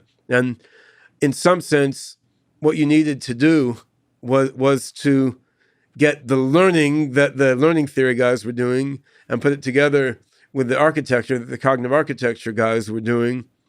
And then you would have what you needed. Now, you can't, unfortunately, when you look at the details, you can't just do that without totally rebuilding what is happening on both the cognitive architecture and the learning side. So, I mean, they tried to do that in SOAR, but what they ultimately did is, like, take a deep neural net or something for perception, and you include it as one of the black boxes. It becomes one of the boxes. The learning mechanism becomes one of the boxes as opposed to fundamental. Yeah, and that doesn't quite work. Now, you could look at some of the stuff DeepMind has done, like the differential neural computer or something, that sort of has a neural net for deep learning perception. It has another neural net, which is like a memory matrix. It stores, say, the map of the London subway or something. So probably Demis Hassabis was thinking about it as like part of cortex and part of hippocampus, because hippocampus has a spatial map. And when he was a neuroscientist, he was doing a bunch on cortex-hippocampus interconnection. So there, the DNC would be an example of folks from the deep neural net world trying to take a step in the cognitive architecture direction by having two neural modules that correspond roughly to two different parts of the human brain that deal with different kinds of memory and learning. But on the other hand, it's super, super, super crude from the cognitive architecture view, right?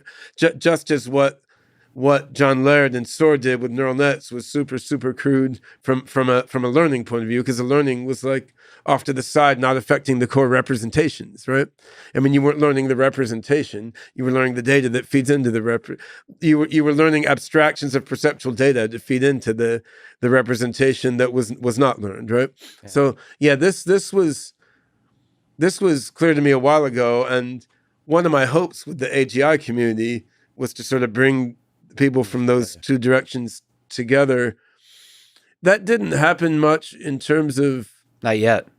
Or what I was going to say is it didn't happen in terms of bringing, like, the lions of cognitive architecture together with the lions of deep learning. It did work in the sense that a bunch of younger researchers have had their heads filled with both of those ideas. This comes back to a saying my dad, who was a university professor, often quoted to me, which was science advances one funeral at a time. Which I'm trying to avoid. Like, I'm 53 years old, and I'm trying to invent amazing, weird ass new things that nobody ever thought about, which we'll talk about in a few minutes. But there is that aspect, right? Like, the people who've been at AI a long time and have made their career at developing one aspect, like a cognitive architecture or a deep learning approach. It can be hard once you're old and have made your career doing one thing. It can be hard to mentally shift gears. I mean, I try quite hard to remain flexible mind. Have you been successful somewhat in changing? Maybe have you changed your mind on some aspects of what it takes to build an AGI, like technical things? The hard part is that the world doesn't want you to. The world or your own brain? No, the world. Well, that one point is that your brain doesn't want to. The other part is that the world doesn't want you to. Like the people who have followed your ideas get mad at you if you change your mind. Yeah. And the media wants to pigeonhole you as an avatar of a certain idea. But yeah, I've changed my mind on a bunch of things. I mean, when I started my career, I really thought quantum computing would be necessary for AGI, and I doubt it's necessary now. Although I think it will be a super major enhancement. But I mean, I'm now in the middle of embarking on a complete rethink and rewrite from scratch of our OpenCog AGI system, together with Alexei Potapov and his team in St. Petersburg, who's working with me in SingularityNET. So now we're trying to go back to basics, take everything we learned from working with the current OpenCog system, take everything everybody else has learned from working with their proto AGI systems, and design the best framework for the next stage. And I do think there's a lot to be learned from the recent successes with deep neural nets and deep reinforcement systems. I mean, people made these essentially trivial systems work much better than I thought they would. Right. And there's a lot to be learned from that. And I want to incorporate that knowledge appropriately in our OpenCog 2.0 system. On the other hand, I also think current deep neural net architectures as such will never get you anywhere near AGI. So I think you want to avoid the pathology of throwing the baby out with the bathwater and saying, well, these things are garbage because foolish journalists overblow them as being the path to AGI, and a few researchers overblow them as well. Yeah.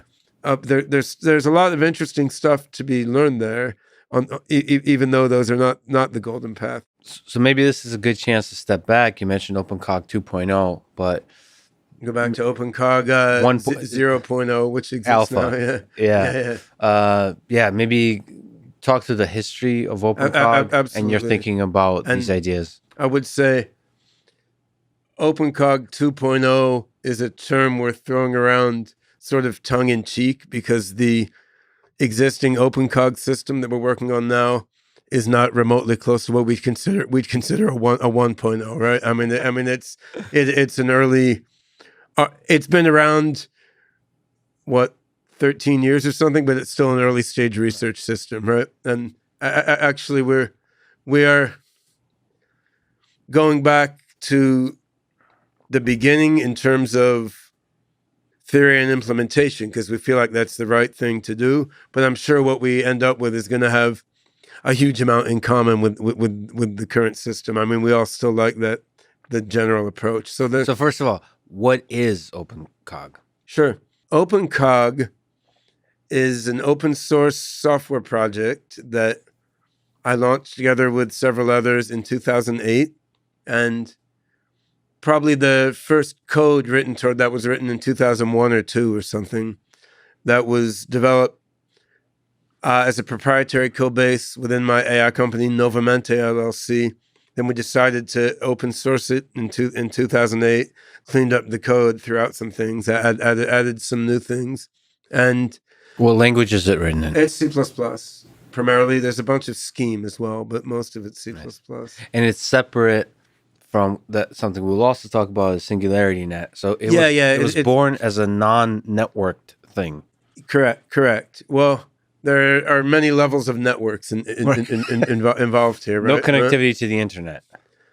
Or no? Well, at birth. Yeah. I mean, SingularityNET is a separate project and a separate body of code. And you can use SingularityNET as part of the infrastructure for a distributed OpenCog system. But there are different layers. Yeah. Got it. So OpenCog, on the one hand, as a software framework, could be used to implement a variety of different AI architectures and algorithms. But in practice, there's been a group of developers, which I've been leading together with Linus Vepstas, Nil Geisweiler, and a few others, which have been using the OpenCog platform and infrastructure to implement certain ideas about how to make an AGI. So there's been a little bit of ambiguity about OpenCog, the software platform, versus OpenCog, the AGI design.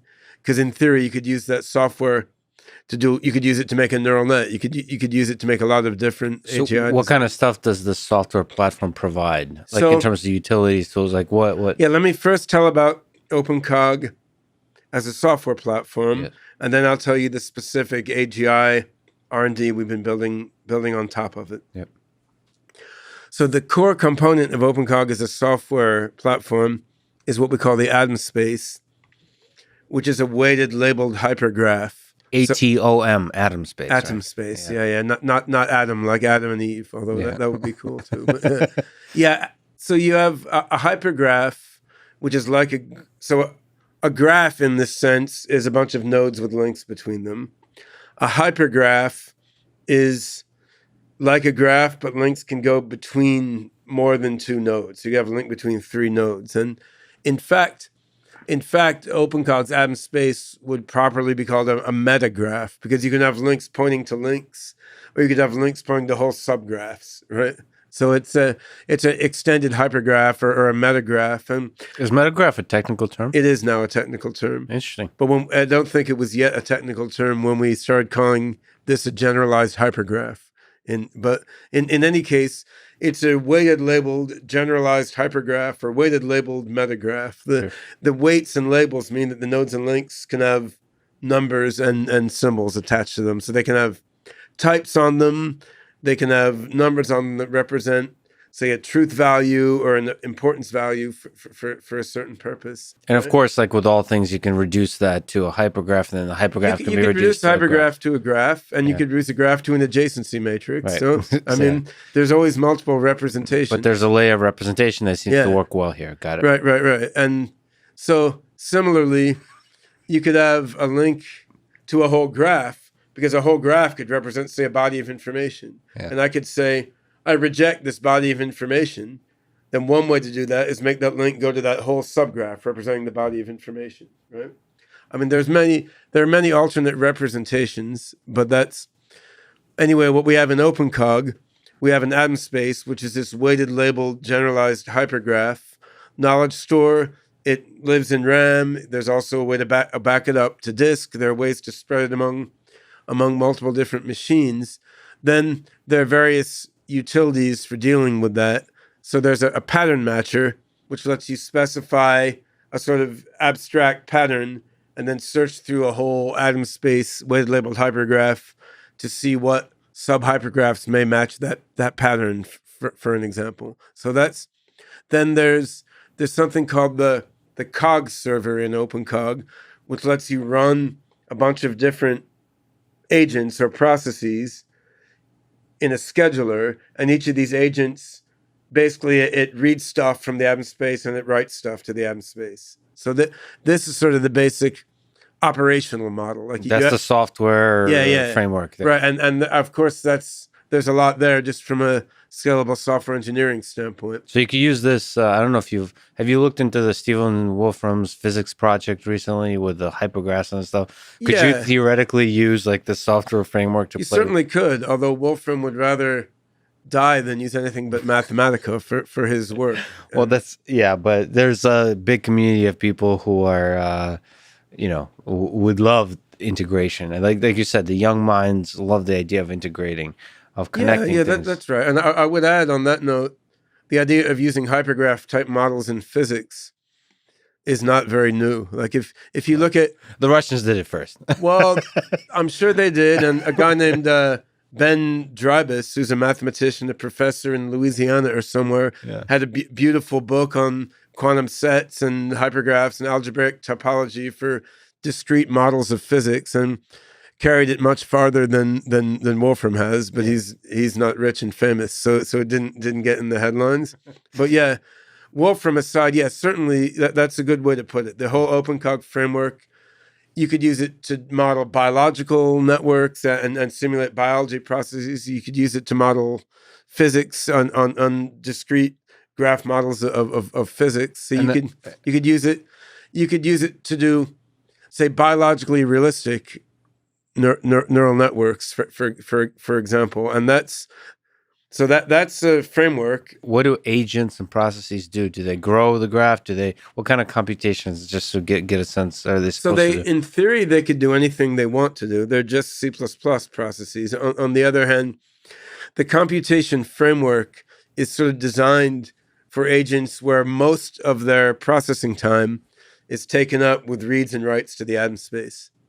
And so that's a very different processing model than, say, the matrix multiplication based model as underlies most deep learning systems, right? So you could create an agent that just factored numbers for 1 billion years. It would run within the OpenCog platform, but it would be pointless, right? The point of doing OpenCog is because you want to make agents that are cooperating via reading and writing into this weighted labeled hypergraph, right? And that has both cognitive architecture importance, because then this hypergraph is being used as a sort of shared memory among different cognitive processes, but it also has, software and hardware implementation implications, because current GPU architectures are not so useful for OpenCog, whereas a graph chip would be incredibly useful, right? And I think GraphCore has those now, but they're not ideally suited for this. But I think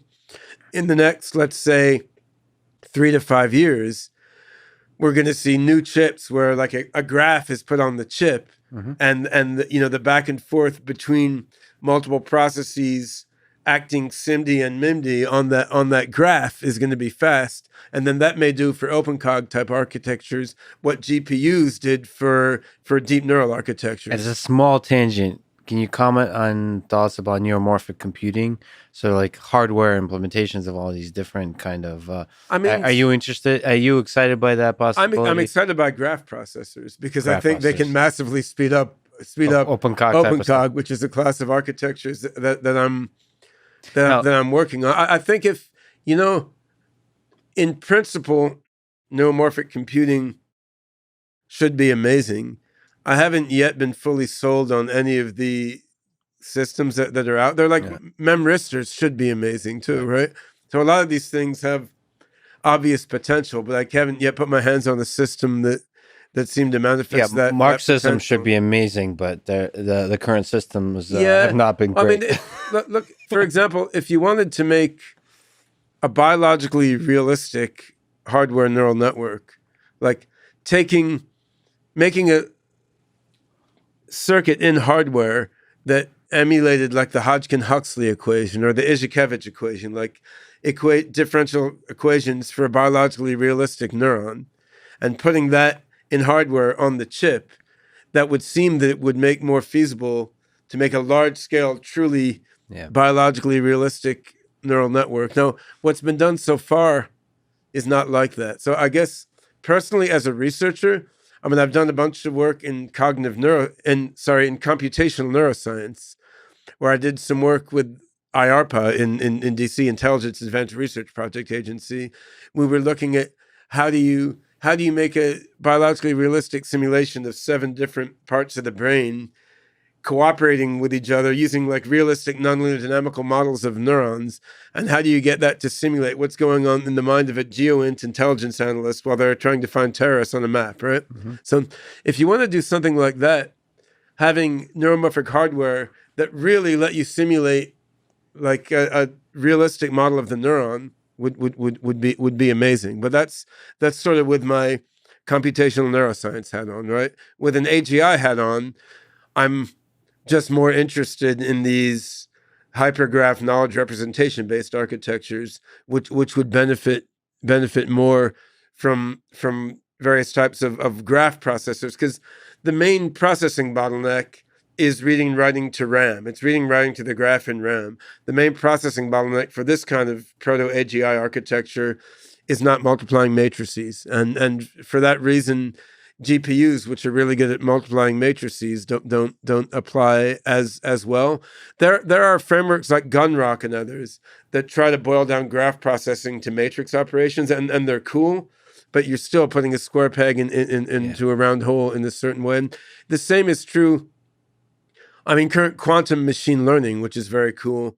It's also all about how to get matrix and vector operations in quantum mechanics. And I see why that's natural to do. I mean, quantum mechanics is all unitary matrices and vectors, right?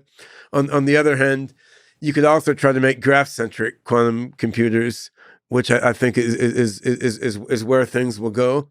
And then we can make, like, take the OpenCog implementation layer, implement it in an uncollapsed state inside a quantum computer, but that may be the singularity squared, right? I'm not sure we need that to get to human level. Singularity squared. Human level. That's already beyond the first singularity. But can we just let's go back to OpenCog. No, but and the hypergraph and OpenCog. Yeah, that's the software framework, right? So the next thing is our cognitive architecture tells us particular algorithms to put there. Got it. Can we backtrack on the kind of is this graph designed? Is it in general supposed to be sparse, and the operations constantly grow and change the graph? Yeah, the graph is sparse. But is it constantly adding links and so on? It is a self-modifying hypergraph. So it's not. So the write and read operations you're referring to, this isn't just a fixed graph to which you change the way. It's just constantly growing graph. Yeah, that's true. So it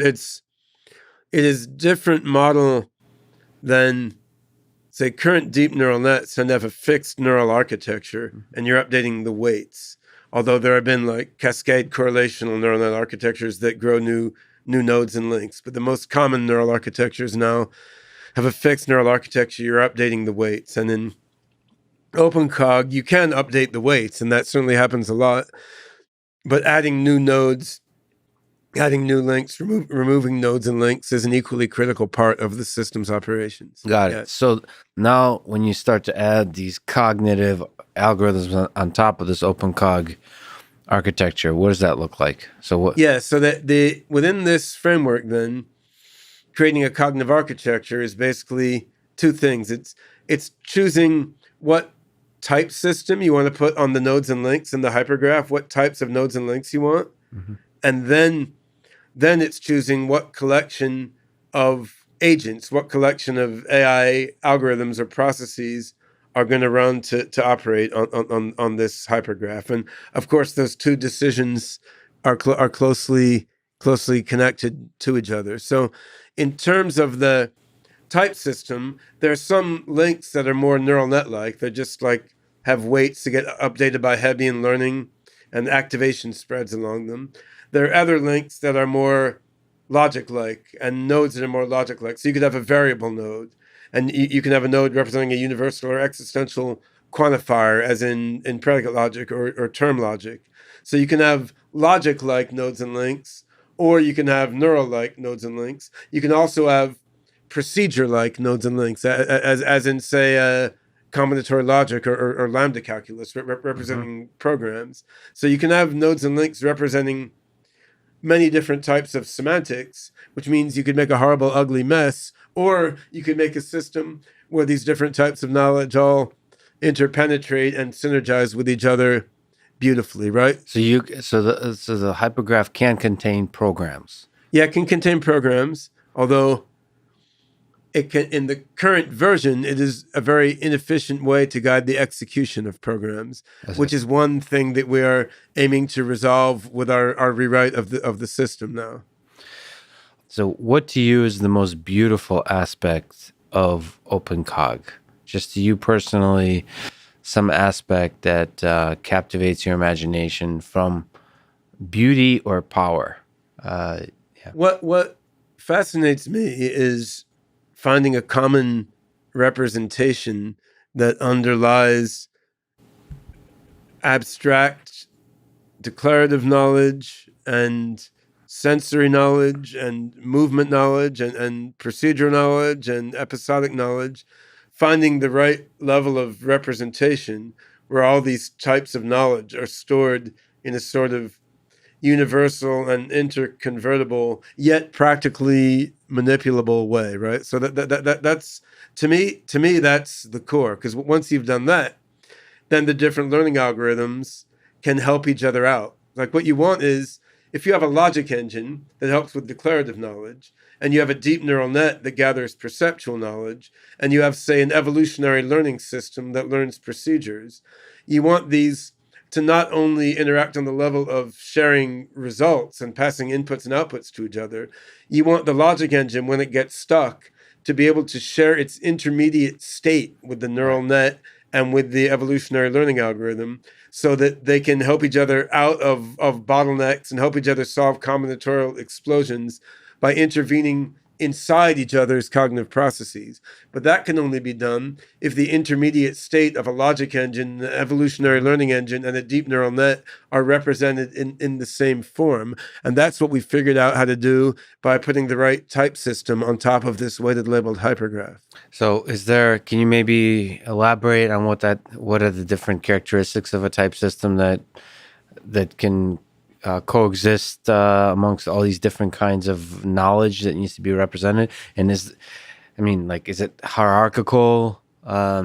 Just any kind of insights you can give on that kind of type system. Yeah. So this gets very nitty gritty and mathematical, of course. But one key part is switching from predicate logic to term logic. What is predicate logic? What is term logic?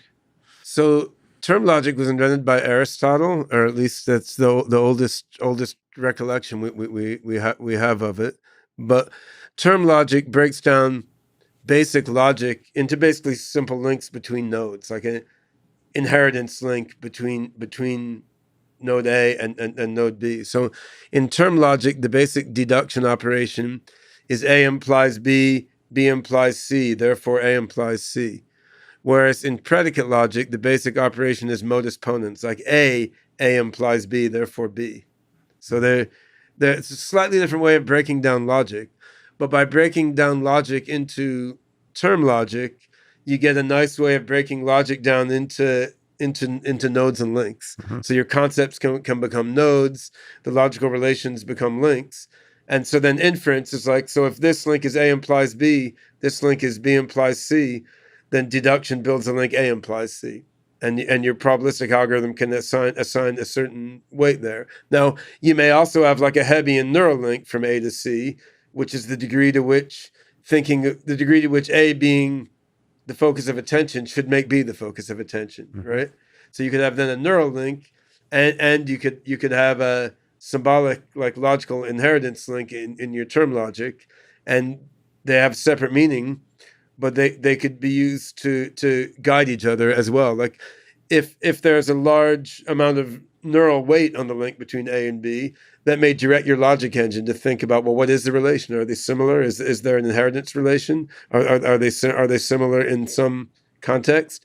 On the other hand, if there's a logical relation between A and B, that may direct your neural component to think, well, when I'm thinking about A, should I be directing some attention to B also, because there's a logical relation. So in terms of logic, there's a lot of thought that went into how do you break down logic relations, including basic sort of propositional logic relations, as Aristotelian term logic deals with, and then quantifier logic relations also. How do you break those down elegantly into a hypergraph? Because you can boil logic expressions into a graph in many different ways. Many of them are very ugly, right? Right. We tried to find elegant ways of sort of hierarchically breaking down complex logic expression into nodes and links, mm-hmm. so that if you have, say, different nodes representing, Ben, AI, Lex, interview, or whatever, mm-hmm. the logic relations between those things are compact in the node and link representation, so that when you have a neural net acting on those same nodes and links, the neural net and the logic engine can sort of interoperate with each other. And also interpretable by humans? Is that an important... That's tough. Yeah, in simple cases, it's interpretable by humans. But honestly, I would say logic systems give more potential for transparency and comprehensibility than neural net systems, but you still have to work at it. Because I mean, if I show you a predicate logic proposition with like 500 nested universal and existential quantifiers and 217 variables, that's no more comprehensible than the weight matrix of a neural network, right?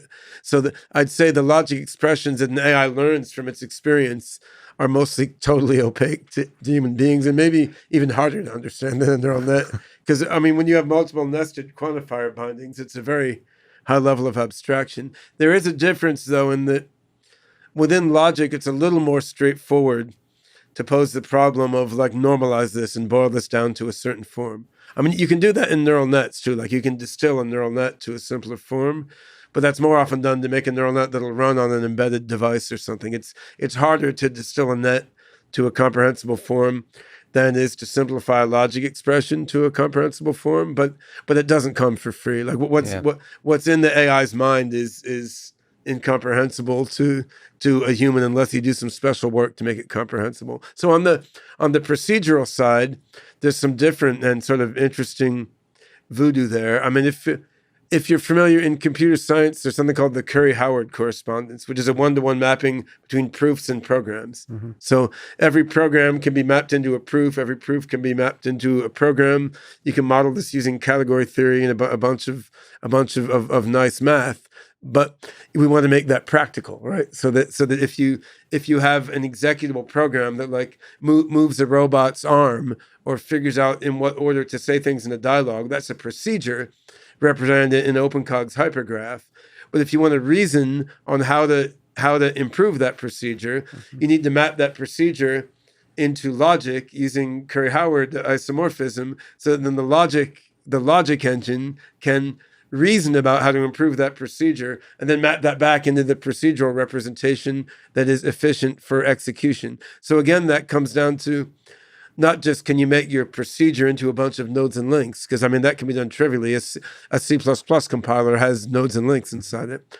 Can you boil down your procedure into a bunch of nodes and links in a way that's like hierarchically decomposed and simple enough? You can reason about. Yeah. That given the resource constraints at hand, you can map it back and forth to your term logic like fast enough and without having a bloated logic expression, right? So there's just a lot of nitty-gritty particulars there. But by the same token, if you ask a chip designer, like, how do you make the Intel i7 chip so good? Right? There's a long list of technical answers there, which will take a while to go through, right? And this has been decades of work. I mean, the first AI system of this nature I tried to build was called WebMind in the mid-1990s, and we had a big graph operating in RAM implemented with Java 1.1, which was a terrible implementation idea. And then each node had its own processing. So like the core loop through all nodes in the network and let each node enact what its little thing was doing. And we had logic and neural nets in there, and evolutionary learning, but we hadn't done enough of the math to get them to operate together very cleanly. So it was quite a horrible mess. So as well as shifting an implementation where the graph is its own object and the agents are separately scheduled, we've also done a lot of work on how do you represent programs, how do you represent procedures, how do you represent genotypes for evolution in a way that the interoperability between the different types of learning associated with these different types of knowledge actually works. And that's been quite difficult. It's taken decades, and it's totally off to the side of what the commercial mainstream of the AI field is doing, right, which isn't thinking about representation at all, really. Although right, you could see, like in the DNC, they had to think a little bit about how do you make representation of a map in this memory matrix work together with the representation needed for, say, visual pattern recognition in a hierarchical neural network. But I would say we have taken that direction of taking the types of knowledge you need for different types of learning, like declarative, procedural, attentional, and how do you make these types of knowledge represented in a way that allows cross-learning across these different types of memory. We've been prototyping and experimenting with this within OpenCog, and before that, WebMind since the mid 1990s.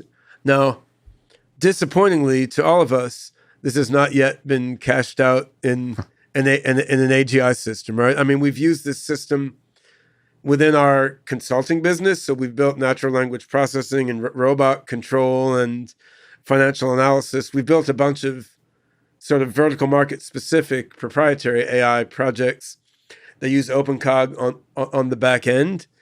But we haven't. That's not the AGI goal, right? That's it's interesting, but it's not the AGI goal. So now what we're looking at with our rebuild of the system 2.0. Yeah, we're also calling it True AGI, so we're not quite sure what the name is yet. We made a website for trueagi.io, but we haven't put anything on there yet. So we may come up with an even better name. But it's kind of like the real AI starting point for your AGI. Yeah, but I like True better because True has like you can be true-hearted, right? You can be true to your girlfriend. So True has a number, and it also has logic in it, right? Because logic is a key part. I like it. Yeah. So yeah, with the True AGI system, we're sticking with the same basic architecture, but we're trying to build on what we've learned. And one thing we've learned is that we need type checking among dependent types to be much faster, and among probabilistic dependent types to be much faster. So as it is now, you can have complex types on the nodes and links. But if you want to put, like if you want types to be first-class citizens so that you can have, the types can be variables and then you do type checking among complex higher order types, you can do that in the system now, but it's very slow. This is stuff like is done in cutting edge programming languages like Agda or something, these obscure research languages. On the other hand, we've been doing a lot tying together deep neural nets with symbolic learning. So we did a project for Cisco, for example, which was this was street scene analysis, but they had deep neural models for a bunch of cameras watching street scenes, but they trained a different model for each camera because they couldn't get the transfer learning to work between camera A and camera B. So we took what came out of all the deep neural models for the different cameras, we fed it into an OpenCog symbolic representation, then we did some pattern mining and some reasoning on what came out of all the different cameras within the symbolic graph. And that worked well for that application. I mean, Hugo Latapi from Cisco gave a talk touching on that at last year's AGI conference. It was in Shenzhen. On the other hand, we learned from there, it was kind of clunky to get the deep neural models to work well with the symbolic system because we were using Torch, and Torch keeps a sort of computation graph, but you needed like real-time access to that computation graph within our hypergraph. And we certainly did it.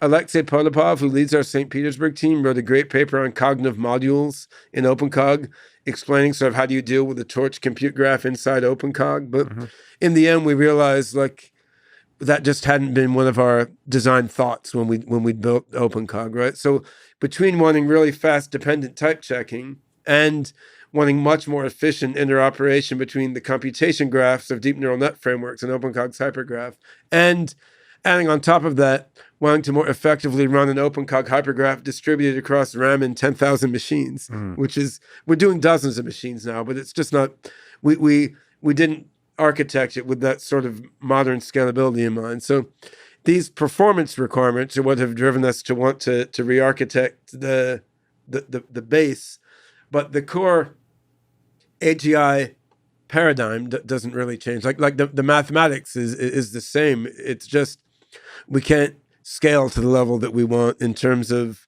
distributed processing or speed of various kinds of processing with the current infrastructure that was built in the phase 2001 to 2008, which is hardly shocking, right? Yeah. So, well, I mean, the three things you mentioned are really interesting. So, what do you think about in terms of interoperability, communicating with computational graph of neural networks? What do you think about the representations that neural networks form? they're bad, but there's many ways that you could deal with that. So I've been wrestling with this a lot in some work on supervised grammar induction, and I have a simple paper on that I'll give at the next AGI conference, the online portion of which is next week, actually. So, what is grammar induction? So this isn't AGI either, but it's sort of on the verge between narrow AI and AGI or something. unsupervised grammar induction is the problem. Throw your AI system a huge body of text and have it learn the grammar of the language that produced that text. So you're not giving it labeled examples. So you're not giving it like 1,000 sentences where the parsers were marked up by graduate students. So it's just got to infer the grammar from the text. It's like the Rosetta Stone, but worse, right? Because you only have the one language, right? Yeah. And you have to figure out what is the grammar. So that's not really AGI, because I mean the way a human learns language is not that, right? I mean we learn from language that's used in context. So it's a social embodied thing. We see how a given sentence is grounded in observation. There's right? an interactive element, I guess. Yeah. On the other hand, and so I'm more interested in that. I'm more interested in making an AGI system learn language from its social and embodied experience. On the other hand, that's also more of a pain to do. And that would lead us into Hanson Robotics and the robotics work I've done, which we'll talk about in a few minutes. Yes. But just as an intellectual exercise, as a learning exercise, trying to learn grammar from a corpus is very, very interesting, right? And that's been a field in AI for a long time. No one can do it very well. So we've been looking at transformer neural networks and tree transformers, which are amazing. These came out of Google Brain, actually. And actually, on that team was Lucas Kaiser, who used to work for me in the period 2005 through 8 or something. So it's been fun to see my former sort of AGI employees disperse and do all these amazing things. Way too many sucked into Google, actually. Well, yeah. Anyway, we'll talk about that too. Yeah, Lucas Kaiser and a bunch of these guys, they create transformer networks. That classic paper like attention is all you need, and all these things following on from that.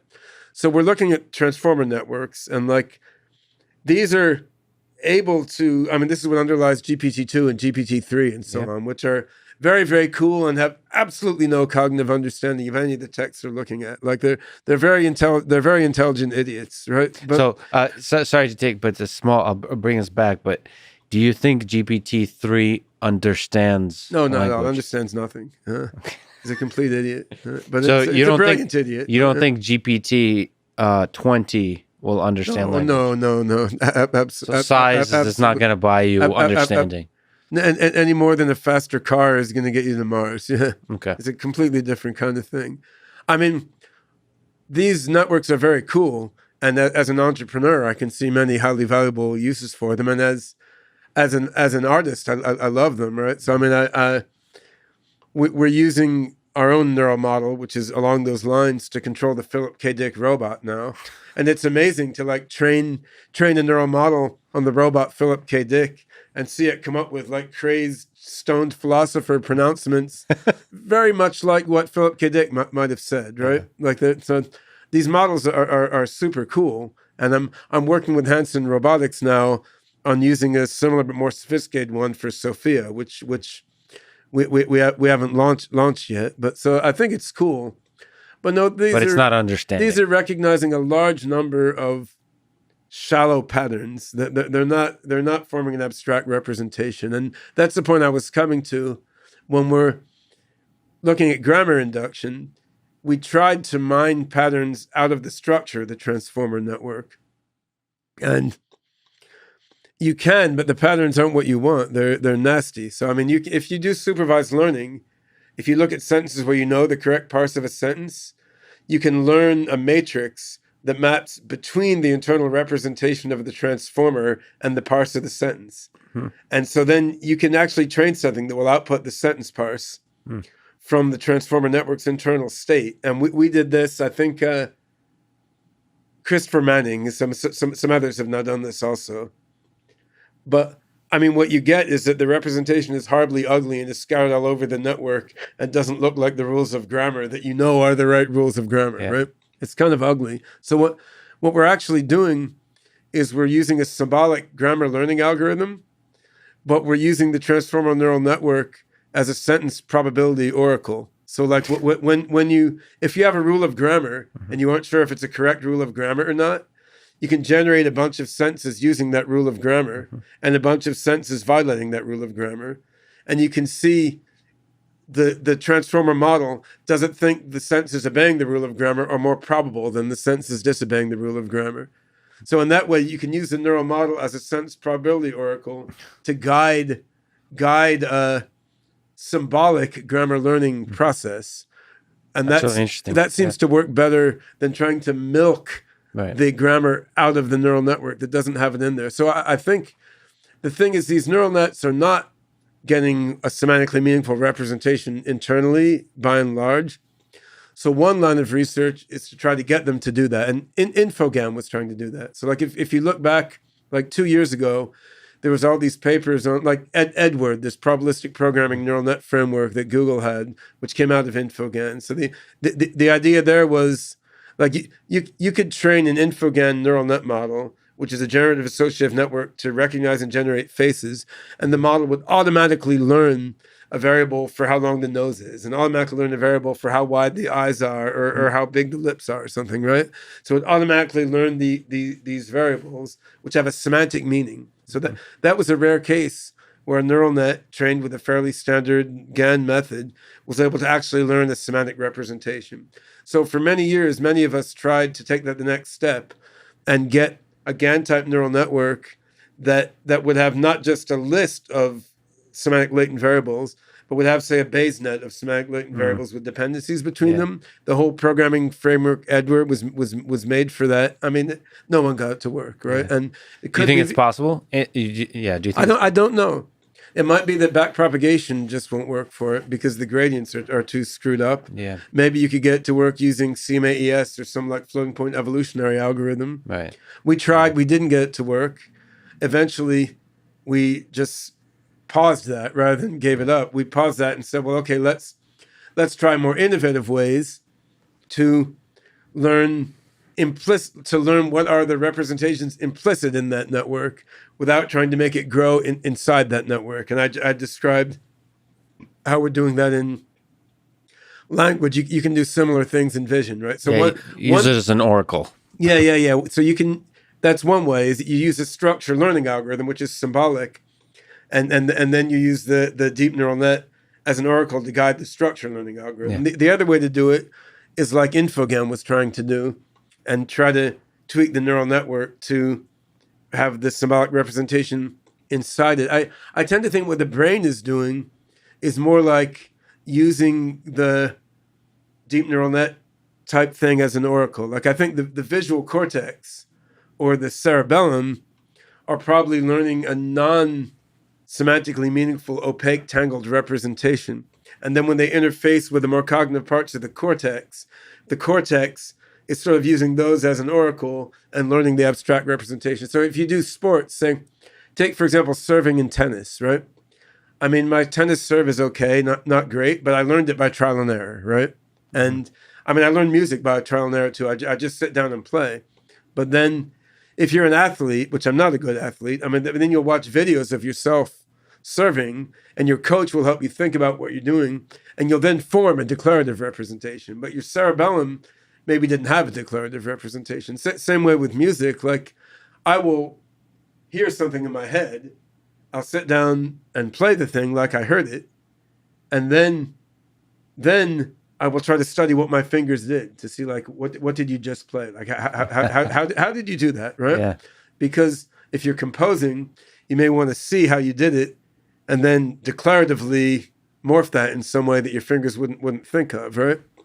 But the physiological movement may come out of some opaque, like, cerebellar reinforcement learned thing, right? And so that's, I think, trying to milk the structure of a neural net by treating it as an oracle may be more like how your declarative mind post processes what your visual or motor cortex. I mean, in vision, it's the same way. Like, you can recognize beautiful art much better than you can say why you think that piece of art is beautiful. But if you're trained as an art critic, you do learn to say why. And some of it's bullshit, but some of it isn't, right? Some of it is learning to map sensory knowledge into declarative and linguistic knowledge, yet without necessarily making the sensory system itself use a transparent and easily communicable representation.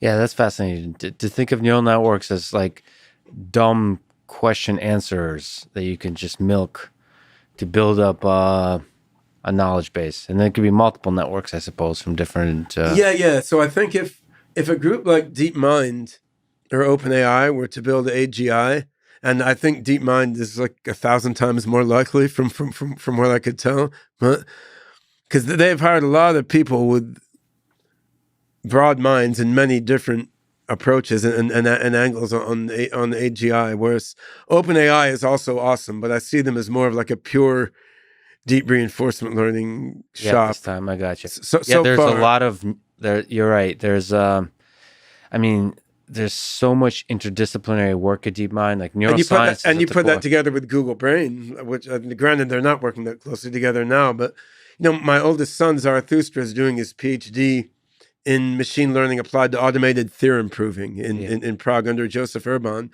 So the first paper, Deep Math, which applied deep neural nets to guide theorem proving, was out of Google Brain. Mm-hmm. I mean, by now the automated theorem proving community has gone way, way, way beyond anything Google was doing. But still, but anyway, if that community was going to make an AGI, probably one way they would do it was, take 25 different neural modules architected in different ways, maybe resembling different parts of the brain, like a basal ganglia model, cerebellum model, a thalamus model, a few hippocampus models, number of different models representing parts of the cortex, right? Take all of these and then wire them together to co-train and like learn them together like that. That would be an approach to creating an AGI. One could implement something like that efficiently on top of our true AGI, like OpenCog 2.0 system, once it exists. Although obviously Google has their own highly efficient implementation architecture. So I think that's a decent way to build AGI. I was very interested in that in the mid-90s. But I mean, the knowledge about how the brain works sort of pissed me off. Like it wasn't there yet. Like, in the hippocampus, you have these concept neurons, like the so-called grandmother neuron, which everyone laughed at. It's actually there. Like I have some Lex Friedman neurons that fire differentially when I see you and not when I see any other person, right? Yeah. So how do these Lex Friedman neurons, how do they coordinate with the distributed representation of Lex Friedman I have in my cortex, right? Mm-hmm. There's some back and forth between cortex and hippocampus that lets these discrete symbolic representations in hippocampus correlate and cooperate with the distributed representations in cortex. This probably has to do with how the brain does its version of abstraction and quantifier logic, right? Like you can have a single neuron in hippocampus that activates a whole distributed activation pattern in cortex. Well, this may be how the brain does like symbolization and abstraction, as in functional programming or something, but we can't measure it. Like we don't have enough electrodes stuck between the cortex and the hippocampus in any known experiment to measure it. So I got frustrated with that direction, not because it's impossible. Because we just don't understand enough yet. We don't. Of course, it's a valid research direction. You can try to understand more and more, and we are measuring more and more about what happens in the brain now than ever before. So it's quite interesting. On the other hand, I sort of got more of an engineering mindset about AGI. I'm like, well, okay, we don't know how the brain works that well. We don't know how birds fly that well yet either. We have no idea how a hummingbird flies in terms of the aerodynamics of it. On the other hand, we know basic principles of like flapping and pushing the air down, and we know the basic principles of how the different parts of the brain work. So let's take those basic principles and engineer something that embodies those basic principles, but is well designed for the hardware that we have on hand right now. Yeah. So do you think we can create AGI before we understand how the brain works? I think that's probably what will happen, and maybe the AGI will help us do better brain imaging that will then let us build artificial humans, which is very, very interesting to us because we are humans, right? Yeah. I mean, building artificial humans is super worthwhile. I just think it's probably not the shortest path to AGI. So it's a fascinating idea that we would build AGI to help us understand ourselves. A lot of people ask me if, the young people interested in doing artificial intelligence, they look at sort of, doing graduate level, even undergrads, but graduate level research, and they see where the artificial intelligence community stands now. It's not really AGI type research for the most part. Yeah. So the natural question they ask is, what advice would you give? I mean, maybe I could ask if people were interested in working on OpenCog or in some kind of direct or indirect connection to OpenCog or AGI research, what would you recommend? OpenCog, first of all, is open source project. There's a Google group discussion list. There's a GitHub repository. So if anyone's interested in lending a hand with that aspect of AGI, introduce yourself on the OpenCog email list. And there's a Slack as well. I mean, we're certainly interested to have inputs into our redesign process for a new version of OpenCog, but also we're doing a lot of very interesting research. I mean, we're working on data analysis for COVID clinical trials. We're working with Hanson Robotics. We're doing a lot of cool things with the current version of OpenCog now. So there's certainly opportunity to jump into OpenCog or various other open source AGI oriented projects. So would you say there's like master's and PhD theses in there? Plenty, of course. I mean, the challenge is to find a supervisor who wants to foster that sort of research, but it's way easier than it was when I got my PhD, Sure. right?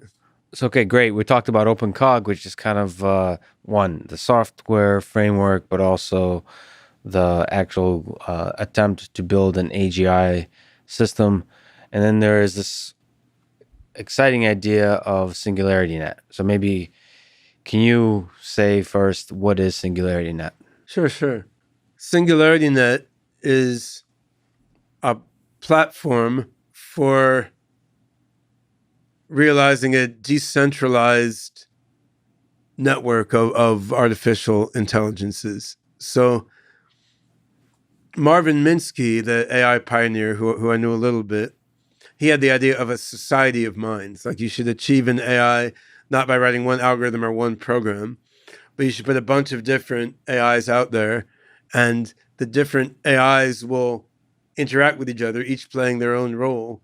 And then the totality of the society of AIs would be the thing that displayed the human level intelligence. And when he was alive, I had many debates with Marvin about this idea. And I think he really thought the mind was more like a society than I do. Like I think you could have a mind that was as disorganized as a human society, but I think a human-like mind has a bit more central control than that, actually. Like, I mean, we have this thalamus and the medulla and limbic system. We have a sort of top-down control system that guides much of what we do, more so than a society does. So I think he stretched that metaphor a little too far, but I also think there's something interesting there. And so in the 90s, when I started my first sort of non-academic AI project, WebMind, which was an AI startup in New York in the Silicon Alley area in the late 90s, what I was aiming to do there was make a distributed society of AIs, the different parts of which would live on different computers all around the world. And each one would do its own thinking about the data local to it. But they would all share information with each other and outsource work with each other and cooperate. And the intelligence would be in the whole collective. And I organized a conference together with Francis Heiligen at Free University of Brussels in 2001, which was the Global Brain Zero conference. And we're planning the next version, the Global Brain One conference, at the Free University of Brussels for next year, 2021. Awesome. So 20 years after. And then maybe we can have the next one 10 years after that, like exponentially faster until the singularity comes, right? The timing is right, yeah. yeah, exactly. So the idea with the global brain was, maybe the AI won't just be in a program on one guy's computer, but the AI will be, in the internet as a whole, with the cooperation of different AI modules living in different places. So one of the issues you face when architecting a system like that is, how is the whole thing controlled? Do you have like a centralized control unit that pulls the puppet strings of all the different modules there? Or do you have a fundamentally decentralized network where the society of AIs is controlled in some democratic and self-organized way by all the AIs in that society, right?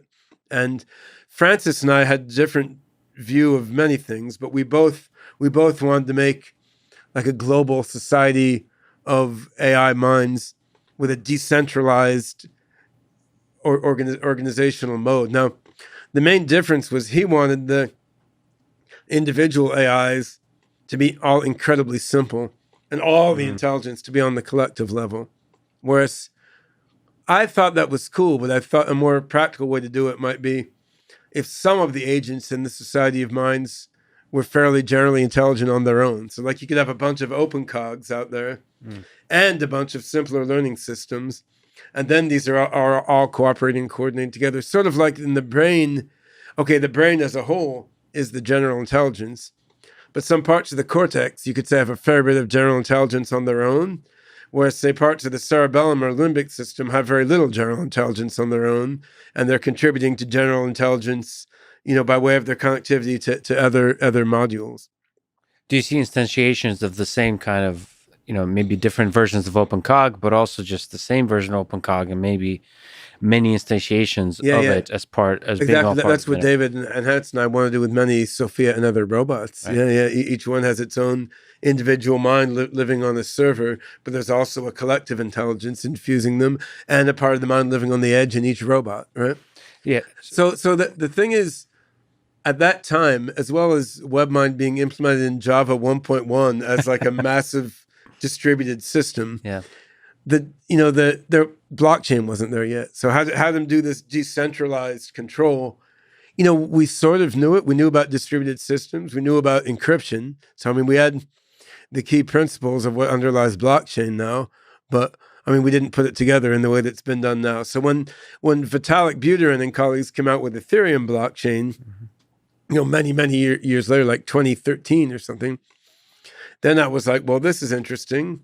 Like, this is Solidity scripting language. It's kind of dorky in a way, and I don't see why you need a Turing-complete language for this purpose. But on the other hand, this is like the first time I could sit down and start to script infrastructure for decentralized control of the AIs in a society of minds in a tractable way. Like you could hack the Bitcoin code base, but it's really annoying. Whereas Solidity is Ethereum scripting language is just nicer and easier to use. I'm very annoyed with it by this point, but like Java, these languages are amazing when they first come out.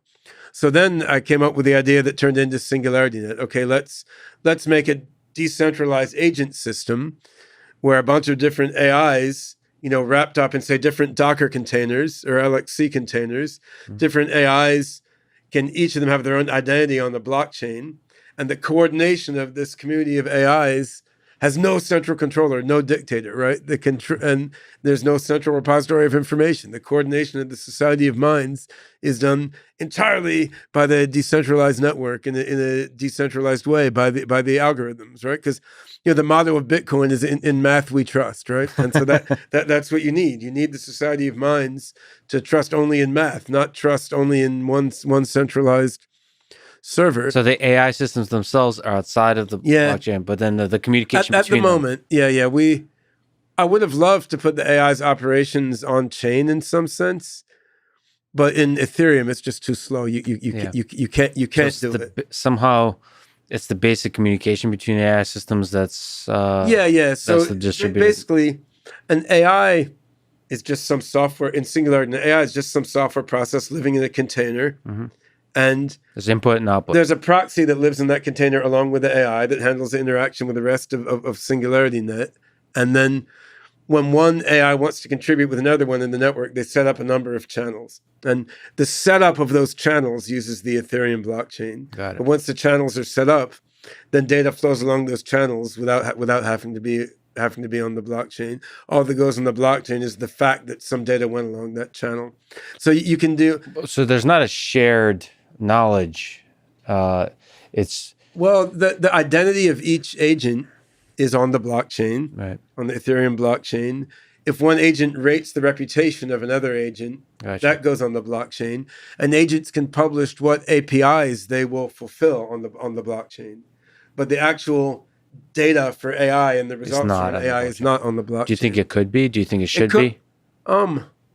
In some cases it should be. In some cases maybe it shouldn't be. But I mean, I think that So I'll give you an example. using Ethereum, you can't do it.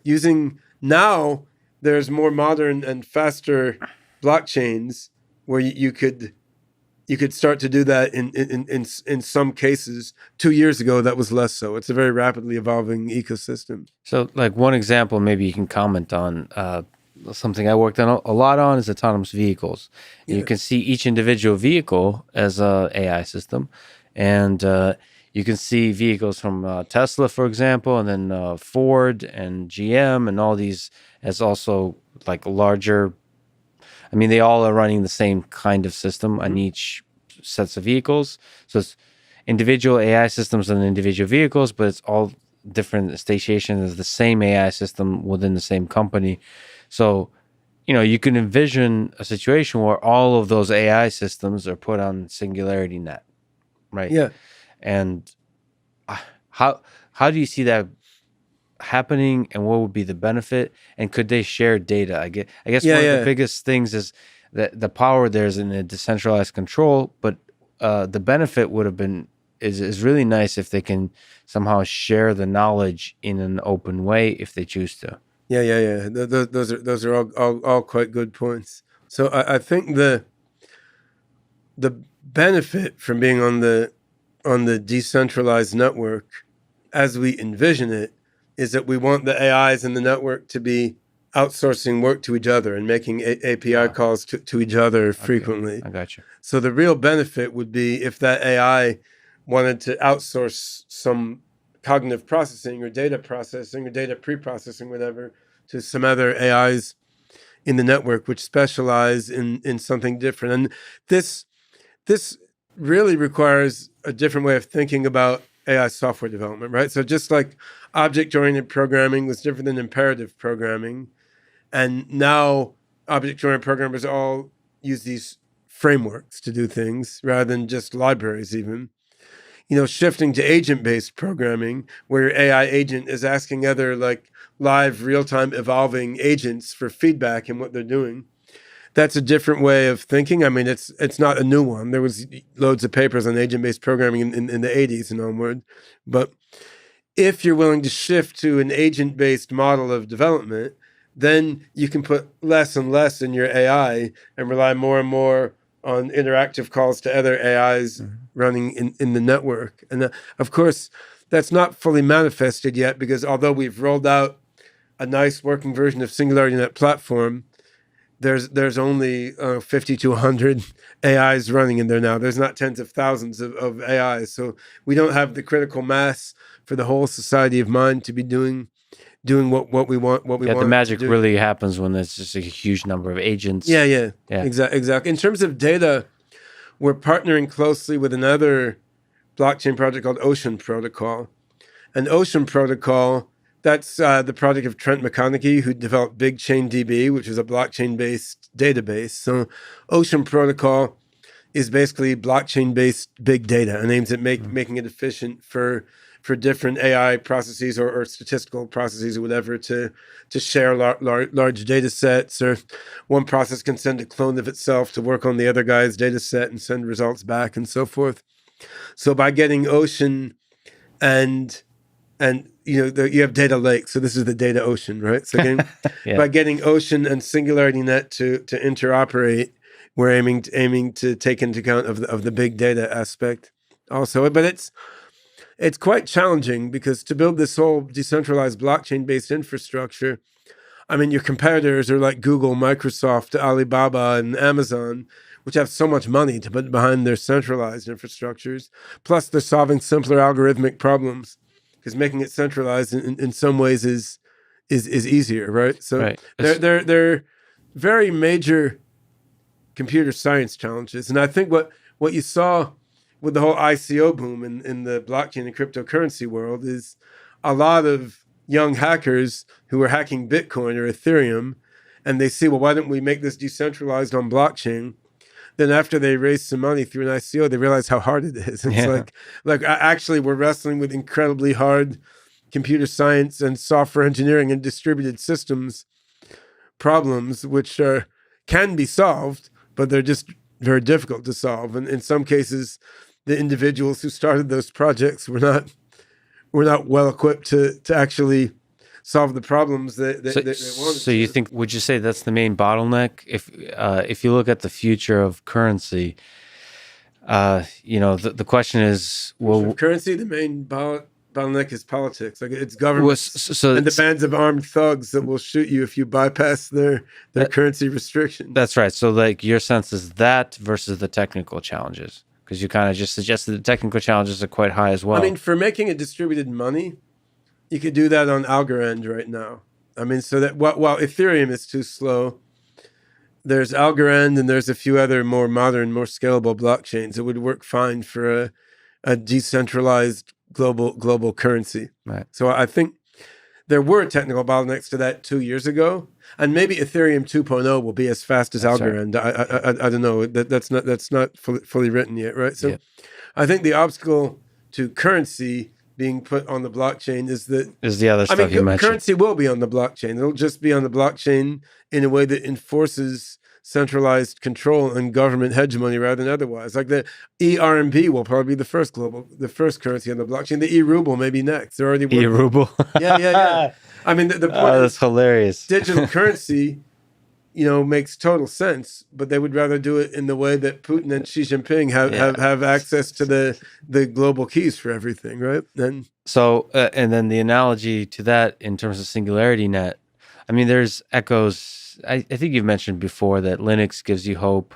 And AI is not as heavily regulated as money, right? Not yet, right? Not yet. Oh, that's a lot slipperier than money too, right? I mean, money is easier to regulate because it's kind of easier to define, whereas AI it's almost everywhere inside everything. Where's the boundary between AI and software, right? I mean, if you're going to regulate AI, there's no IQ test for every hardware device that has a learning algorithm. You're going to be putting like hegemonic regulation on all software, and I don't rule out that any adaptive software. But how do you tell if software is adaptive? And every software is going to be adaptive. I mean, well, maybe maybe we're living in the golden age of open source that will not always be open.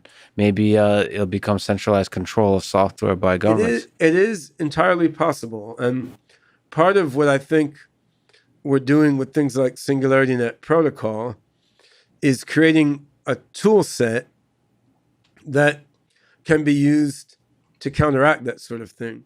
Say a similar thing about mesh networking, right? Plays a minor role now, the ability to access internet like directly phone to phone. On the other hand, if your government starts trying to control your use of the internet, suddenly having mesh networking there can be very convenient, right? Mm-hmm. And so right now, something like a decentralized blockchain-based AGI framework or narrow AI framework, it's cool, it's nice to have.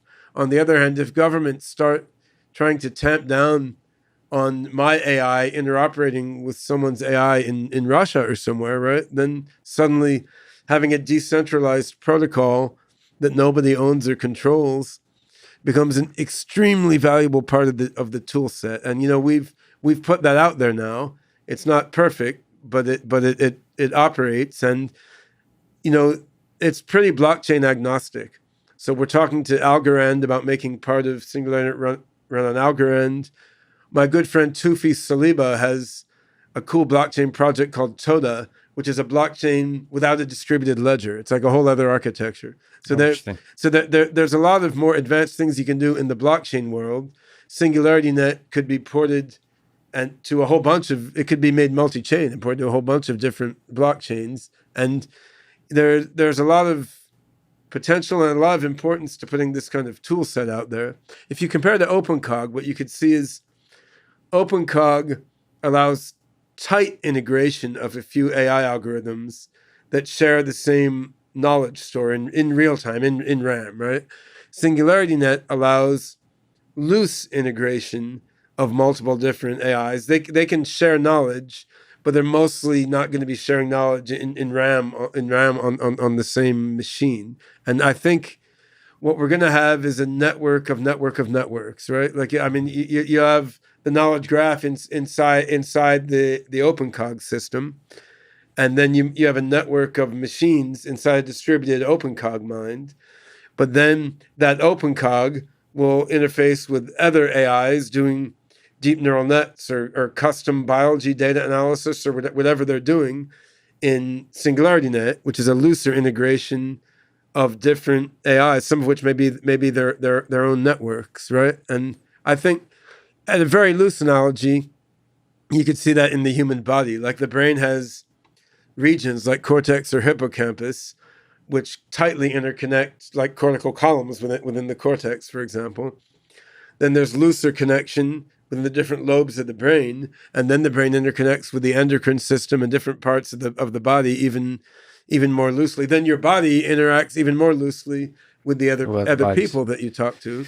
So you often have networks within networks within networks with progressively looser coupling as you get higher up in that hierarchy. I mean, you have that in biology, you have that in the internet as a just networking medium, and I think that's what we're going to have in the network of software processes leading to AGI. That's a beautiful way to see the world. Again, the similar question as with OpenCog. If somebody wanted to build an AI system and plug into the SingularityNET, what would you recommend? Like, yeah, so that's much easier. I mean, OpenCog is still a research system, so it takes some expertise and some time. We have tutorials, but it's somewhat cognitively labor intensive to get up to speed on OpenCog. And I mean, what's one of the things we hope to change with the true AGI OpenCog 2.0 version is just make the learning curve more similar to TensorFlow or Torch or something. Because right now, OpenCog is amazingly powerful, but not simple to deal with.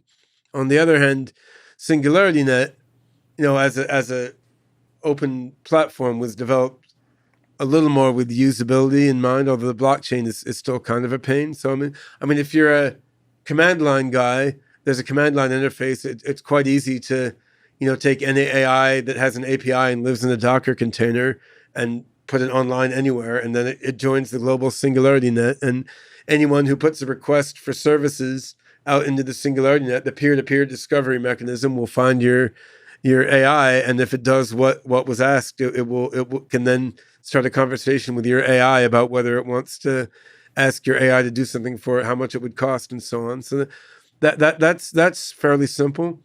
If you wrote an AI and want it listed on like official SingularityNET marketplace, which is on our website, then we have a publisher portal, and then there's a KYC process to go through, because then we have some legal liability for what goes on that website. So in a way, that's been an education too. There's sort of two layers. Like there's the open decentralized protocol, and then there's the market. Yeah, anyone can use the open decentralized protocol. Yeah. So say some developers from Iran, and there's brilliant AI guys in University of Isfahan and Tehran, they can put their stuff on SingularityNET protocol, and just like they can put something on the internet, right? Mm-hmm. I don't control it. But if we're going to list something on the SingularityNET marketplace and put a little picture and a link to it, then if I put some Iranian AI genius's code on there, then Donald Trump can send a bunch of jackbooted thugs to my house to arrest me for doing business with Iran, right? Yeah. So I mean, we already see in some ways the value of having a decentralized protocol, because what I hope is that someone in Iran will put online an Iranian SingularityNET marketplace, right? Which you can pay in a cryptographic token, which is not owned by any country. And then if you're in like Congo or somewhere that doesn't have any problem with Iran, you can subcontract AI services that you find on that marketplace, right? Even though U.S. citizens can't by U.S. law. So right now, that's kind of a minor point. As you alluded, if regulations go in the wrong direction, it could become more of a major point. But I think it also is the case that having these workarounds to regulations in place is a defense mechanism against those regulations being put into place. And you can see that in the music industry, right? I mean, Napster just happened and BitTorrent just happened. And now most people in my kids' generation they're baffled by the idea of paying for music, right? I mean, Yeah. my dad pays for music. I mean, Yeah, but that's that true. because these decentralized mechanisms happened, and then the regulations followed, right? Yeah. And the regulations would be very different if they'd been put into place before there was Napster and BitTorrent and so forth. So in the same way, we got to put AI out there in a decentralized vein and big data out there in a decentralized vein now, so that the most advanced AI in the world is fundamentally decentralized. And if that's the case, that's just the reality the regulators have to deal with. And then, as in the music case, they're going to come up with regulations that sort of work with the decentralized reality. Beautiful. You were the chief scientist of Hanson Robotics. You're still involved with Hanson Robotics, doing a lot of really interesting stuff there. This is for people who don't know, the company that created Sophia, the robot. Can you tell me who Sophia is? I'd rather start by telling you who David Hanson is, because David is the brilliant mind behind this Sophia robot, and he remains more interesting than his creation. Although she may be improving faster than he is, actually. I mean, Yeah. I met That's a good point. I met David maybe 2007 or something at some futurist conference we were both speaking at, and I could see we had a great deal in common. I mean, we were both kind of crazy, but we both had a passion for AGI and the singularity, and we were both huge fans of the work of Philip K. Dick, the science fiction writer. And I wanted to create benevolent AGI that would create massively better life for all humans and all sentient beings, including animals, plants, and superhuman beings. And David, he wanted exactly the same thing, but he had a different idea of how to do it. He wanted to get computational compassion. Like he wanted to get machines that would love people and empathize with people. And he thought the way to do that was to make a machine that could, look people eye to eye, face to face, look at people and make people love the machine, and the machine loves the people back. So I thought that was very different way of looking at it, because I'm very math oriented, and I'm just thinking like, what is the abstract cognitive algorithm that will let this system, internalize the complex patterns of human values, blah, blah, blah. Whereas he's like, look you in the face and the eye and love you, right? So we hit it off quite well, and we talked to each other off and on. Then I moved to Hong Kong in 2011. So I've been living all over the place. I've been in Australia and New Zealand in my academic career, then in Las Vegas for a while, was in New York in the late 90s, starting my entrepreneurial career, was in DC for 9 years doing a bunch of US government consulting stuff, then moved to Hong Kong in 2011, mostly because I met a Chinese girl who I fell in love with, and we got married. She's actually not from Hong Kong. She's from mainland China, but we converged together in Hong Kong. Still married now, have a 2-year-old baby. Huh? So went to Hong Kong to see about a girl, I guess. Yeah, pretty much. Yeah. And on the other hand, I started doing some cool research there with Gino Yu at Hong Kong Polytechnic University. I got involved with a project called IDEA using machine learning for stock and futures prediction, which was quite interesting. And I also got to know something about the consumer electronics and hardware manufacturer ecosystem in Shenzhen across the border, which is like the only place in the world that makes sense to make complex consumer electronics at large scale and low cost. It's astounding, the hardware ecosystem that you have in South China. Like US people here cannot imagine what it's like. So David was starting to explore that also. I invited him to Hong Kong to give a talk at Hong Kong PolyU, and I introduced him in Hong Kong to some investors who were interested in his robots. And he didn't have Sophia then. He had a robot of Philip K. Dick, our favorite science fiction writer. He had a robot Einstein. He had some little toy robots that looked like his son Zeno. So through the investors I connected him to, he managed to get some funding to basically port Hanson Robotics to Hong Kong. And when he first moved to Hong Kong, I was working on AGI research and also on this machine learning trading project. So I didn't get that tightly involved with Hanson Robotics. But as I hung out with David more and more, as we were both there in the same place, I started to think about what you could do to make his robots smarter than they were. And so we started working together. And for a few years, I was chief scientist and head of software at Hanson Robotics. Mm-hmm. Then when I got deeply into the blockchain side of things, I stepped back from that and co-founded SingularityNET. David Hanson was also one of the co-founders of SingularityNET. So part of our goal there had been to make the blockchain-based like cloud mine platform for Sophia and the other. So Sophia would be just one of the robots in this in SingularityNET. Yeah, exactly. Sophia, many copies of the Sophia robot would be, among the user interfaces to the globally distributed SingularityNET cloud mine. And I mean, David and I talked about that for quite a while before co-founding SingularityNET. By the way, in his vision and your vision, was Sophia tightly coupled to a particular AI system, or was the idea that you can plug, you could just keep plugging in different AI systems within the head of it? David's view was always that Sophia would be a platform, much like, say, the Pepper robot is a platform from SoftBank.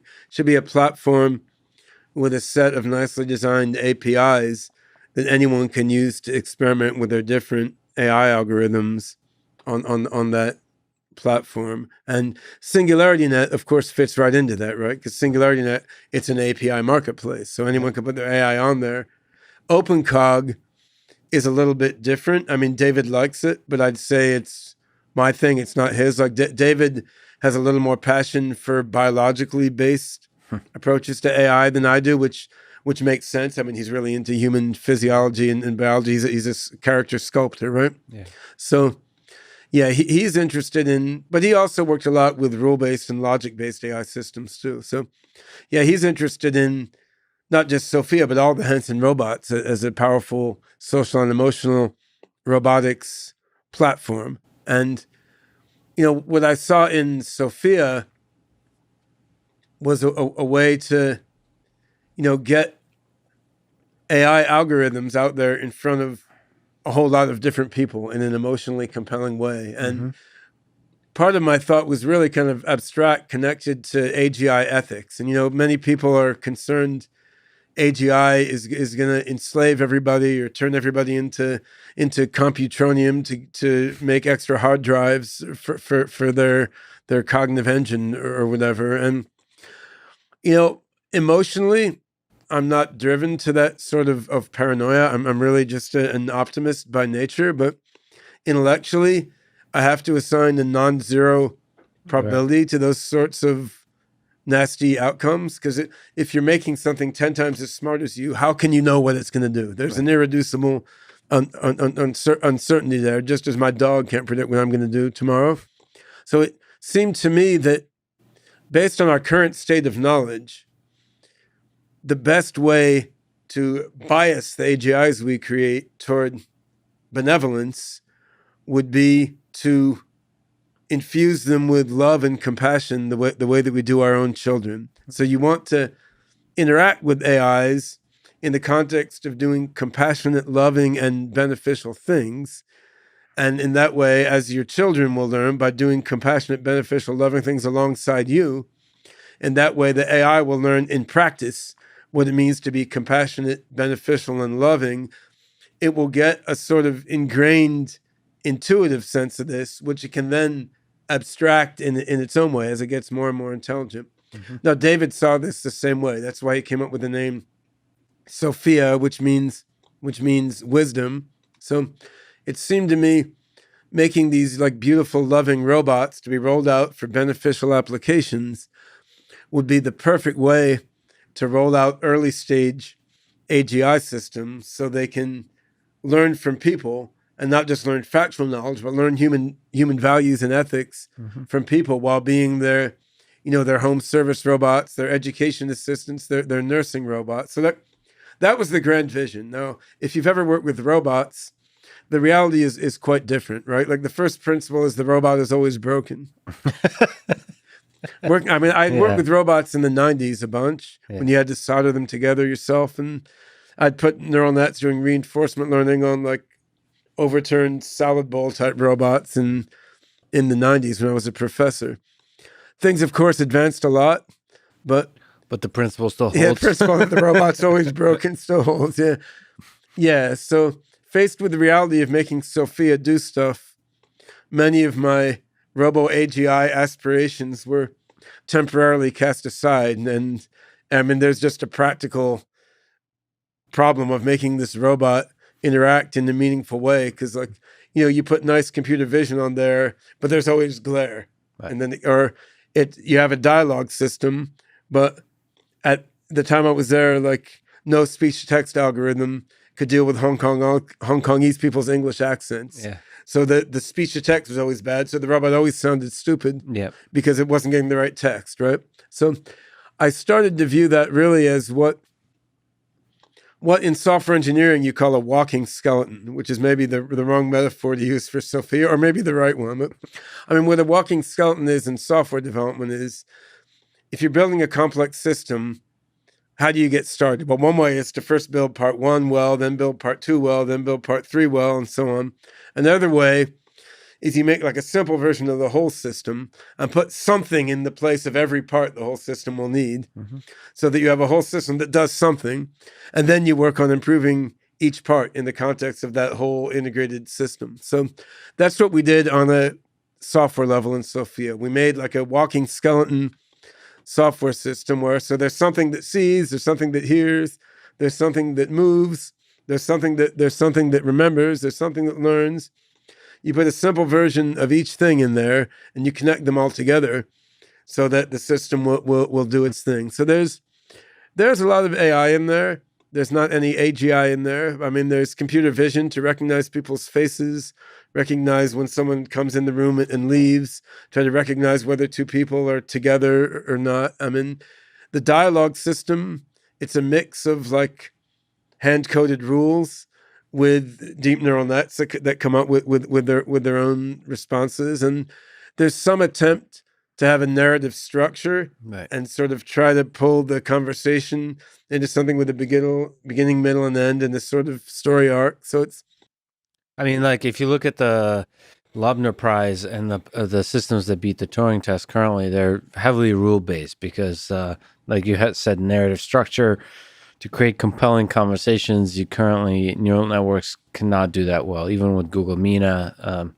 When you actually look at full-scale conversations, it's just this is the thing. So I've actually been running an experiment the last couple of weeks, taking Sophia's chatbot and then Facebook's Transformer chatbot, which they opened the model. We've had them chatting to each other for a number of weeks on the server. That's funny. We're generating training data of what Sophia says in a wide variety of conversations. But we can see, compared to Sophia's current chatbot, the Facebook deep neural chatbot comes up with a wider variety of fluent sounding sentences. On the other hand, it rambles like mad. The Sophia chatbot, it's a little more repetitive in the sentence structures it uses.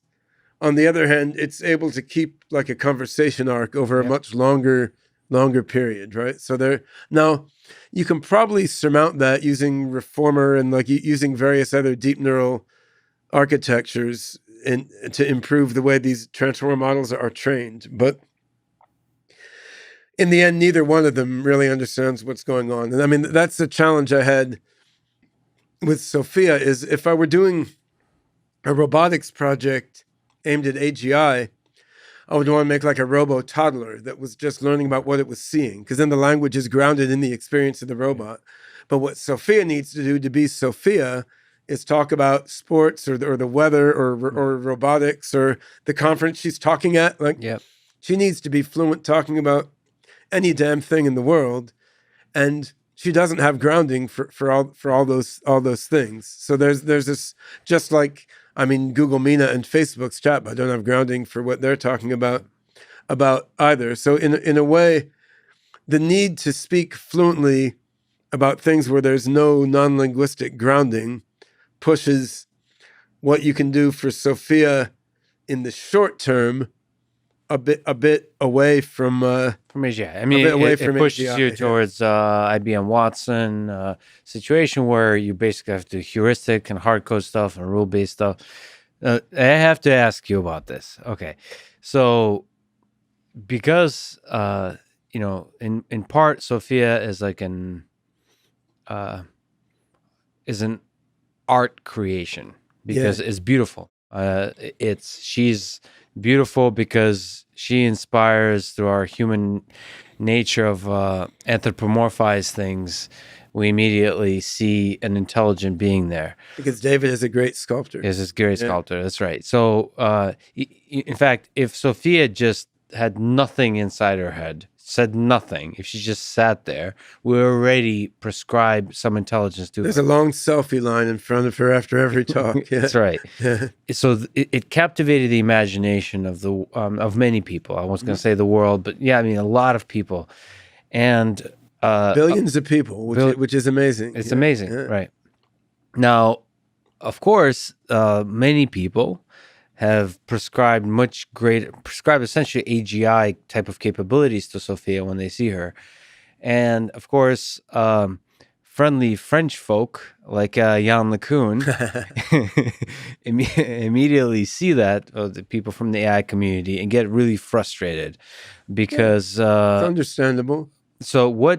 And then they criticize people like you who sit back and don't say anything about, like, basically allow the imagination of the world, allow the world to continue being captivated.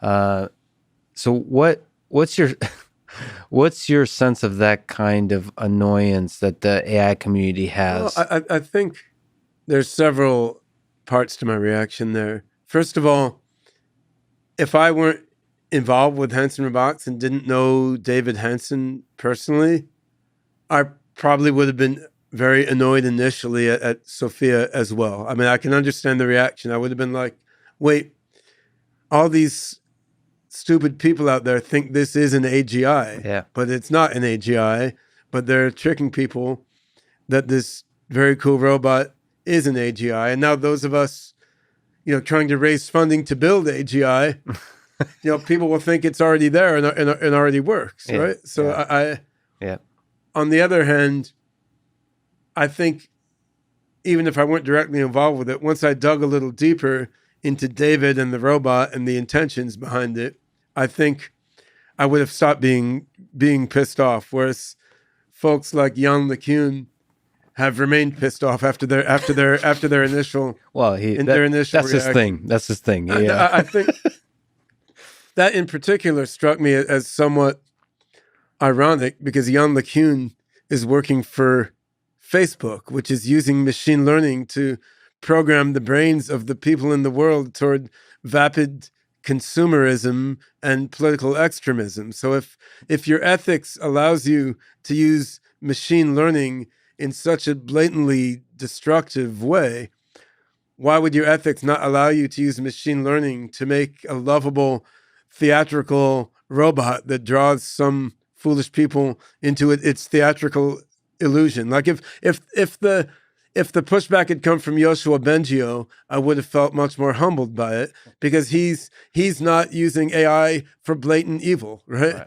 On the other hand, he also is a super nice guy and doesn't bother to go out there trashing other people's work for no good reason, right? So shots fired, but I get you. I mean, that's. I mean, if you're gonna ask, I'm gonna answer. But no, for sure. I think we'll go back and forth. I'll talk to Jan again. I would add on this though. I mean, David Hanson is an artist, and he often speaks off the cuff. And I have not agreed with everything that David has said or done regarding Sophia. And David also has not agreed with everything David has said or done about That's an Sophia. important point. I mean, David is an artistic wild man, and that's part of his charm. That's part of his genius. So certainly, there have been conversations within Hanson Robotics and between me and David, where I was like, let's be more open about how this thing is working. And I did have some influence in nudging Hanson Robotics to be more open about how Sophia was working.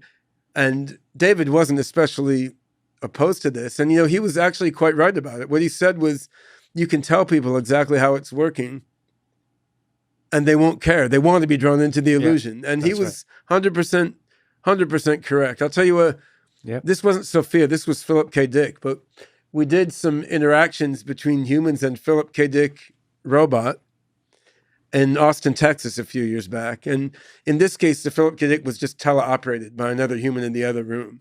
So during the conversations, we didn't tell people the robot was teleoperated. We just said, here, have a conversation with Phil Dick. We're going to film you, right? Mm-hmm. And they had a great conversation with Philip K. Dick, teleoperated by my friend Stefan Bugai. Mm-hmm. After the conversation, we brought the people in the back room to see Stefan, who was controlling the Philip K. Dick robot. But they didn't believe it. These people were like, well, yeah, but I know I was talking to Phil. Like, maybe Stefan was typing, but the spirit of Phil was animating his mind while he was typing. Yeah. So, like, even though they knew it was a human in the loop, even seeing the guy there, they still believed that was Phil they were talking to. Right? A small part of me believes that they were right, actually. Because our understanding... Well, we don't understand the universe, right? That's the thing. There is a cosmic mind field that we're all embedded in that yields many strange synchronicities in the world, which is a topic we don't have time to go into too much here. Yeah, I mean, there's something to this where our imagination about Sophia and people like Jan LeCun being frustrated about it is all part of this beautiful dance of creating artificial intelligence that's almost essential. You see with Boston Dynamics, I'm a huge fan of as well, these robots are very far from intelligent. I played with their last one, actually. With the Spot Mini. Yeah, very cool. I mean, it reacts quite in a fluid and flexible way. Right? But we immediately ascribe the kind of intelligence. We immediately ascribe AGI to them. Yeah. If you kick it and it falls down and goes, ow, you feel bad, right? Yeah, you can't help it. Yeah. And that's part of that's going to be part of our journey in creating intelligent systems. More and more. Like, as Sophia starts out with a walking skeleton, as you add more and more intelligence, I mean, we're going to have to deal with this kind of idea. Absolutely. And about Sophia, I would say, I mean, first of all, I have nothing against Jan LeCun. No, this is fun. This is all fun. He's a nice guy. If he wants to play the media banter game, I'm happy to play. But he's a good researcher and a good human being, and I'd happily work with the guy. But the other thing I was going to say is, I have been explicit about how Sophia works, and I've posted online on H Plus magazine, an online webzine. I mean, I posted a moderately detailed article explaining, like, there are 3 software systems we've used inside Sophia. There's a timeline editor, which is like a rule-based authoring system where she's really just being an outlet for what a human scripted. There's a chatbot, which has some rule-based and some neural aspects. And then sometimes we've used OpenCog behind Sophia, where there's more learning and reasoning. And, the funny thing is, I can't always tell which system is operating her, right? I mean, so when whether she's really learning or thinking or just appears to be, over a half hour I could tell, but over like 3 or 4 minutes of interaction, I so even having 3 systems, that's already sufficiently complex where you can't really tell right away. Yeah, the thing is, even if you get up on stage and tell people how Sophia is working, and then they talk to her, they still attribute more agency and consciousness to her than is really there. So I think there's a couple levels of ethical issue there. One issue is, should you be transparent about how Sophia is working? And I think you should, and I think we have been. I mean, there's articles online, there's some TV special that goes through me explaining the 3 subsystems behind Sophia. So the way Sophia works is is out there much more clearly than how Facebook's AI works or something, right? I mean, we've been fairly explicit about it. The other is, given that telling people how it works doesn't cause them to not attribute too much intelligence agency to it anyway, then should you keep fooling them when they want to be fooled? And I mean, the whole media industry is based on fooling people the way they want to be fooled, and we are fooling people 100% toward a good end. I mean, we are playing on people's sense of empathy and compassion, so that we can give them a good user experience with helpful robots, and so that we can fill the AI's mind with love and compassion. So I've been talking a lot with Hanson Robotics lately about collaborations in the area of medical robotics, and we haven't quite pulled the trigger on a project in that domain yet, but we may well do so quite soon. So we've been talking a lot about, robots can help with elder care. Robots can help with kids. David's done a lot of things with autism therapy and robots before. In the COVID era, having a robot that can be a nursing assistant in various senses can be quite valuable. The robots don't spread infection, and they can also deliver more attention than human nurses can give, right? So if you have a robot that's helping a patient with COVID, if that patient attributes more understanding and compassion and agency to that robot than it really has because it looks like a human, I mean, is that really bad? I mean, we can tell them it doesn't fully understand you, and they don't care because they're lying there with a fever and they're sick, but they'll react better to that robot with its loving, warm facial expression than they would to a pepper robot or a metallic looking robot. So it's really, it's about how you use it, right? If you made a human looking, like, door-to-door sales robot that used its human looking appearance to scam people out of their money, then you're using that connection in a bad way. But you could also use it in a good way, but then that's the same problem with every technology, right? Beautifully put.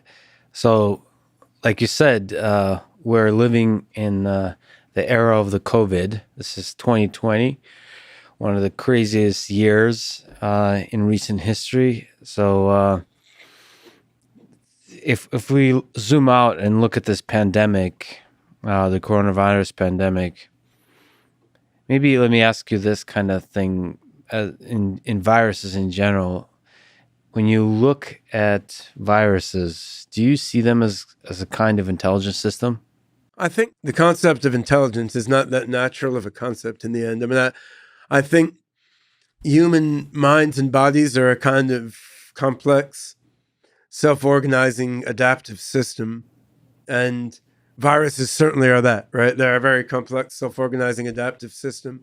If you want to look at intelligence as Marcus Hutter defines it, as sort of optimizing computable reward functions over computable environments, for sure, viruses are doing that, right? And I mean, in doing so, they're causing some harm to us, and so they're the human immune system is a very complex, self-organizing, adaptive system which has a lot of intelligence to it, and viruses are also adapting and dividing into new mutant strains and so forth. And ultimately, the solution is going to be nanotechnology, right? I mean, the solution is going to be making little nanobots that fight the viruses, or well, people will use them to make nastier viruses, but hopefully we can also use them to just detect, combat, and kill the viruses.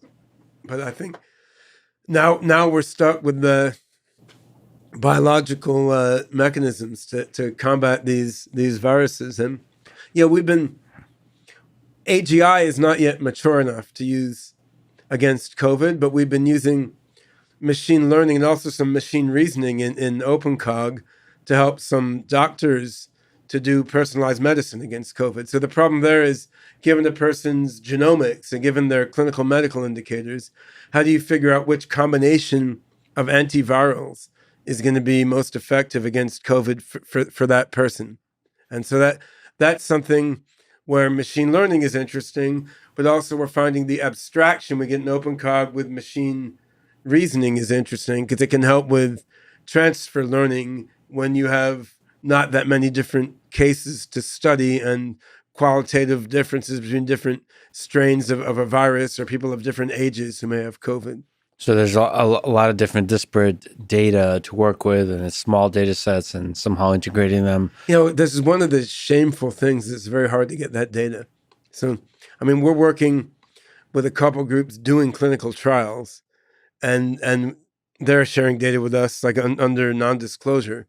But what should be the case is like every COVID clinical trial should be putting data online somewhere, like suitably encrypted to protect patient privacy, so that anyone with the right AI algorithms should be able to help analyze it, and any biologist should be able to analyze it by hand to understand what they can, right? Instead, that data is like siloed inside whatever hospital is running the clinical trial, which is completely asinine and ridiculous. Like, why the world works that way? I mean, we could all analyze why, but it's insane that it does. You look at this hydrochloroquine, right? Mm-hmm. All these clinical trials were reported by Surgisphere, some little company no one ever heard of.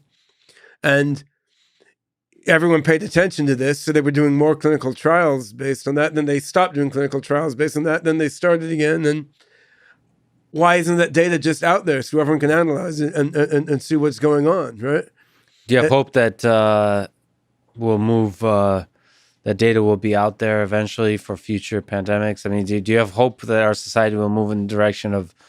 Not in the immediate future, because the U.S. and China frictions are getting very high. So it's hard to see U.S. and China as moving in the direction of openly sharing data with each other, right? It's not... There's some sharing of data, but different groups are keeping their data private till they've milked the best results from it, and then they share it, right? So we're working with some data that we've managed to get our hands on, something we're doing to do good for the world, and it's a very cool playground for like putting deep neural nets and OpenCog together. So we have like a bioatom space full of all sorts of knowledge from many different biology experiments about human longevity and from biology knowledge bases online, and we can do like graph to vector type embeddings where we take nodes from the hypergraph, embed them into vectors, which can then feed into neural nets for different types of analysis. And we were doing this in the context of a project called Rejuve that we spun off from SingularityNET to do longevity analytics, like understand why people live to 105 years or over and other people don't. And then we had this spin-off Singularity Studio where we're working with some healthcare companies on data analytics. But so this bioatom space that we built for these more commercial and longevity data analysis purposes, we're repurposing and feeding COVID data into the same bioatom space and playing around with like graph embeddings from that graph into neural nets for bioinformatics. And so it's both being a cool testing ground for some of our bio AI learning and reasoning, and it seems we're able to discover things that people weren't seeing otherwise. Because the thing in this case is, for each combination of antivirals, you may have only a few patients who've tried that combination. And those few patients may have their particular characteristics. Like this combination of 3 was tried only on people age 80 or over. Mm-hmm. This other combination of 3, which has an overlap with the first combination, was tried more on young people. So how do you combine those different pieces of data? It's a very dodgy transfer learning problem, which is the kind of thing that the probabilistic reasoning algorithms we have inside OpenCog are better at than deep neural networks. On the other hand, you have gene expression data, where you have 25,000 genes and the expression level of each gene in the peripheral blood of each person. So that sort of data, either deep neural nets or tools like XGBoost or CatBoost, these decision forest trees, are better at dealing with than OpenCog, because it's just these huge, messy floating point vectors that are annoying for a logic engine to deal with, but are perfect for a decision forest or a neural net. So it's a great playground for like hybrid AI methodology, and we can have SingularityNet have OpenCog in one agent and XGBoost in a different agent, and they talk to each other. But at the same time, it's highly practical, right? Because we're working with, for example, some physicians on this project, physicians in the group called Nth Opinion, based out of Vancouver and Seattle, these guys are working every day, like in the hospital with patients dying of COVID. So it's quite cool to see like neural symbolic AI, like where the rubber hits the road, trying to save people's lives. I've been doing bio AI since 2001, but mostly human longevity research and fly longevity research, try to understand why some organisms really live a long time. This is the first time like race against the clock and try to use the AI to figure out stuff that, like, if we take 2 months longer to solve the AI problem, some more people will die because we don't know what combination of antivirals to give them. Yeah. At the societal level, at the biological level, at any level, are you hopeful about us as a human species getting out of this pandemic? What are your thoughts on it in general? Well, the pandemic will be gone in a year or two once there's a vaccine for it. So I mean that's but a lot of pain and suffering can happen in that time. So I mean that could be irreversible. I think if you spend much time in sub-Saharan Africa, you can see there's a lot of pain and suffering happening all the time. Like you walk through the streets of any large city in sub-Saharan Africa, and there are loads, tens of thousands, probably hundreds of thousands of people lying by the side of the road, dying mainly of curable diseases without food or water, and either ostracized by their families or they left their family house because they didn't want to infect their family, right? I mean, there's tremendous human suffering on the planet all the time, which most folks in the developed world pay no attention to. And COVID is not remotely the worst. How many people are dying of malaria all the time? I mean, so COVID is bad. It is by no means the worst thing happening. And setting aside diseases, I mean, there are many places in the world where you're at risk of having like your teenage son kidnapped by armed militias and forced to get killed in someone else's war, fighting tribe against tribe. I mean, so humanity has a lot of problems, which we don't need to have given the state of advancement of our technology right now. And I think COVID is one of the easier problems to solve in the sense that there are many brilliant people working on vaccines. We have the technology to create vaccines, and we're gonna create new vaccines. We should be more worried that we haven't managed to defeat malaria after so long, and after the Gates Foundation and others putting so much money into it. I mean, I think clearly the whole global medical system, the global health system, and the global political and socioeconomic system are incredibly unethical and unequal and badly designed. And I mean, I don't know how to solve that directly. I think what we can do indirectly to solve it is to make systems that operate in parallel and off to the side of the governments that are nominally controlling the world with their armies and militias. And to the extent that you can make compassionate, peer-to-peer, decentralized frameworks for doing things, these are things that can start out unregulated, and then if they get traction before the regulators come in, then they've influenced the way the world works, right? SingularityNET aims to do this with AI. Rejuve, which is a spinoff from SingularityNET, you can see it rejuve.io. How do you spell that? REJUVE, rejuve.io. That aims to do the same thing for medicine. So it's like peer-to-peer sharing of medical data. So you can share medical data into a secure data wallet. You can get advice about your health and longevity through apps that Rejuve will launch within the next couple months. And then SingularityNET AI can analyze all this data, but then the benefits from that analysis are spread among all the members of the network. But I mean, of course, I'm going to hawk my particular projects, but I mean, whether or not SingularityNET and Rejuve are the answer, I think it's key to create decentralized mechanisms for everything. I mean, for AI, for human health, for politics, for jobs and employment, for sharing social information. And to the extent decentralized peer-to-peer methods designed with universal compassion at the core can gain traction, then these will just decrease the role that government has. And I think that's much more likely to do good than trying to like explicitly reform the global government system. I mean, I'm happy other people are trying to explicitly reform the global government system.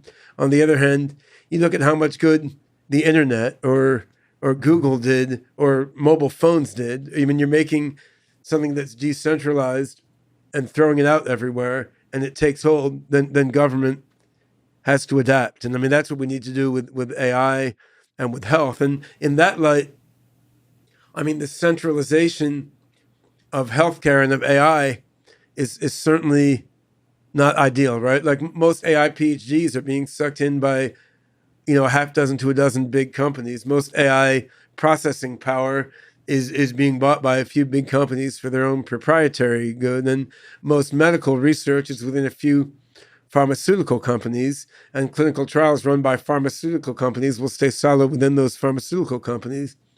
These large centralized entities, which are intelligences in themselves, these corporations, but they're mostly malevolent, psychopathic, and sociopathic intelligences. Not saying the people involved are, but the corporations as self-organizing entities on their own, which are concerned with maximizing shareholder value as a sole objective function. I mean, AI and medicine are being sucked into these pathological corporate organizations with government cooperation, and Google cooperating with British and US government on this as one among many, many different examples. 23andMe providing you the nice service of sequencing your genome and then licensing the genome to GlaxoSmithKline on an exclusive basis, right? Right. Now, you can take your own DNA and do whatever you want with it, but the pooled collection of 23andMe sequenced DNA is just to GlaxoSmithKline. Someone else could reach out to everyone who had worked with 23andMe to sequence their DNA and say, give us your DNA for our open and decentralized repository that we'll make available to everyone. But nobody's doing that because it's a pain to get organized. And the customer list is proprietary to 23andMe, right? Interesting. So, I mean, this I think is a greater risk to humanity from AI than rogue AGIs turning the universe into paperclips or computronium. Because what you have here is mostly good-hearted and nice people who are sucked into a mode of organization of large corporations, which has evolved just for no individual's fault, just because that's the way society has evolved. It's not altruistic, it's self-interested and becomes psychopathic, like you said. The corporation is psychopathic, even if the people are not. And that's really the disturbing thing about it, because the corporations can do things that are quite bad for society, even if nobody has a bad intention. Right. And then no individual member of that corporation has a bad intention. No, some probably do, but they don't. But it's not necessary that they do for the corporation. Like, I mean, Google. I know a lot of people in Google, and they're all, with very few exceptions, they're all very nice people who genuinely want what's good for the world. And Facebook, I know fewer people, but it's probably mostly true. It's probably like fun young geeks who want to build cool technology. I actually tend to believe that even the leaders, even Mark Zuckerberg, one of the most disliked people in tech, also wants to do good for the world. What do you think about Jamie Dimon? Yeah. Who's Jamie Dimon? Oh, the heads of the great banks may have a different psychology. Oh boy, yeah. Well, I tend to be naive about these things and see the best in. I tend to agree with you that I think the individuals want to do good by the world, but the mechanism of the company can sometimes be its own intelligence system. I mean, my cousin Mario Goertzel has worked for Microsoft since 1985 or something, and I can see for him, I mean, as well as just working on cool projects, you're coding stuff that gets used by like billions and billions of people, and you think, if I improve this feature, that's making billions of people's lives easier, right? So of course that's cool. And, the engineers are not in charge of running the company anyway. And of course, even if you're Mark Zuckerberg or Larry Page, I mean, you still have a fiduciary responsibility. And I mean, you're responsible to the shareholders, your employees, who you want to keep paying them and so forth. So yeah, you're enmeshed in this system. And, when I worked in DC, I worked a bunch with INSCOM, U.S. Army Intelligence, and I was heavily politically opposed to what the U.S. Army was doing in Iraq at that time, like torturing people in Abu Ghraib. But everyone I knew in U.S. Army and INSCOM, when I hung out with them, was a very nice person. They were friendly to me. They were nice to my kids and my dogs, right?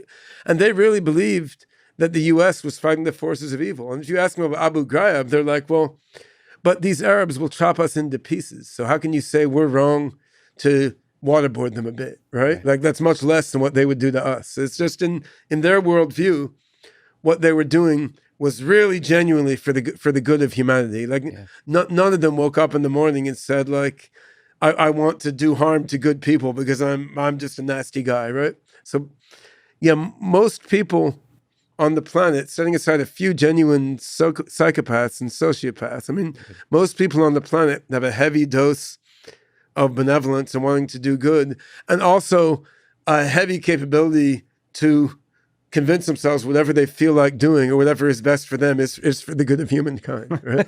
And I mean, so the more we can decentralize control of decentralization, you know, the democracy is horrible, but this is like Winston Churchill said, you know, it's the worst possible system of government except for all the others, right? I mean, I think the whole mess of humanity has many, many very bad aspects to it. But so far, the track record of elite groups who know what's better for all of humanity is much worse than the track record of the whole teeming democratic participatory mess of humanity, right? I mean, none of them is perfect by any means. The issue with a small elite group that knows what's best is even if it starts out as truly benevolent and doing good things in accordance with its initial good intentions, you find out you need more resources, you need a bigger organization, you pull in more people, internal politics arises, difference of opinions arise, and bribery happens. Like some opponent organization takes a second in command now and makes them the first in command of some other organization. And I mean, there's a lot of history of what happens with elite groups thinking they know what's best for the human race. So yeah, if I have to choose, I'm going to reluctantly put my faith in the vast democratic, decentralized mass. And I think corporations have a track record of being ethically worse than their constituent human parts. And, you know, democratic governments have a more mixed track record, but there are at least... But it's the best we got. Yeah, I mean, you can, there's Iceland, very nice country, right? Yeah. I mean, very democratic for 800 plus years, very, very benevolent, beneficial government. And I think, there are track records of democratic modes of organization. Linux, for example, some of the people in charge of Linux are overtly complete assholes, right? And trying to reform themselves in many cases, in other cases not. But the organization as a whole, I think it's done a good job overall. It's been very welcoming in the third world, for example, and it's allowed advanced technology to roll out on all sorts of different embedded devices and platforms in places where people couldn't afford to pay for proprietary software. So I'd say the internet, Linux, and many democratic nations are examples of how sort of an open, decentralized democratic methodology can be ethically better than the sum of the parts rather than worse. And corporations, that has happened only for a brief period, and then it goes sour, right? I mean, I'd say a similar thing about universities. Like, university is a horrible way to organize research and get things done, yet it's better than anything else we've come up with, right? A company can be much better, but for a brief period of time, and then it stops being so good, right? So then I think if you believe that AGI is going to emerge sort of incrementally out of AIs doing practical stuff in the world, like controlling humanoid robots or driving cars or diagnosing diseases or operating killer drones or spying on people and reporting under the government, then what kind of organization creates more and more advanced narrow AI verging toward AGI may be quite important, because it will guide like what's in the mind of the early stage AGI as it first gains the ability to rewrite its own code base and project itself toward super intelligence. And if you believe that AI may move toward AGI out of the sort of synergetic activity of many agents cooperating together, rather than just have one person's project, then who owns and controls that platform for AI cooperation becomes also very, very important, right? And is that platform AWS? Is it Google Cloud? Is it Alibaba? Or is it something more like the internet or SingularityNET, which is open and decentralized? So if all of my weird machinations come to pass, right? I mean, we have the Hanson robots being a beautiful user interface, gathering information on human values and being loving and compassionate to people in medical, home service, robot office applications. You have SingularityNET in the back end, networking together many different AIs toward cooperative intelligence, fueling the robots, among many other things. You have OpenCog 2.0 and true AGI as one of the sources of AI inside this decentralized network, powering the robot, and medical AIs helping us live a long time and cure diseases, among other things. And this whole thing is operating in a democratic and decentralized way, right? And I think if anyone can pull something like this off, whether using the specific technologies I've mentioned or something else, I mean, then I think we have a higher odds of moving toward a beneficial technological singularity rather than one in which the first super AGI is indifferent to humans and just considers us an inefficient use of molecules. That was a beautifully articulated vision for the world. So thank you for that. Well, let's talk a little bit about life and death. I'm pro-life and anti-death. Well, for most people. There's few exceptions that I won't mention here. I'm glad, just like your dad, you're taking a stand against death. You have, by the way, you have a bunch of awesome music where you play piano online. Well, one of the songs that I believe you've written, the lyrics go. By the way, I like the way it sounds. People should listen to it. It's awesome. I considered I probably will cover it. It's a good song. Tell me, why do you think it is a good thing that we all get old and die? It's one of the songs. I love the way it sounds. But let me ask you about death first. Do you think there's an element to death that's essential to give our life meaning? Like the fact that this thing ends? Well, let me say I'm pleased and a little embarrassed you've been listening to that music I put online. Oh, that's awesome. One of my regrets in life recently is I would love to get time to really produce music well. Like I haven't touched my sequencer software in like 5 years. Yeah. Like I would love to like rehearse and produce and edit, but with a 2-year-old baby and trying to create the singularity, there's no time. So I just made the decision to, when I'm playing random shit in an off moment, just record it. Just record it. Oh, put it out there, like whatever. Maybe if I'm unfortunate enough to die, maybe that can be input to the AGI when it tries to make an accurate mind upload of me. Right? Death is bad. I mean, that's very simple. It's baffling we should have to say that. I mean, of course, people can make meaning out of death, and if someone is tortured, maybe they can make beautiful meaning out of that torture and write a beautiful poem about what it was like to be tortured, right? I mean, we're very creative. We can milk beauty and positivity out of even the most horrible and shitty things. But just because if I was tortured, I could write a good song about what it was like to be tortured doesn't make torture good. And just because people are able to derive meaning and value from death doesn't mean they wouldn't derive even better meaning and value from ongoing life without death, which I very definite. Yeah. So if you could live forever, would you live forever? Forever. My goal with longevity research is to abolish the plague of involuntary death. I don't think people should die unless they choose to die. If I had to choose forced immortality versus dying, I would choose forced immortality.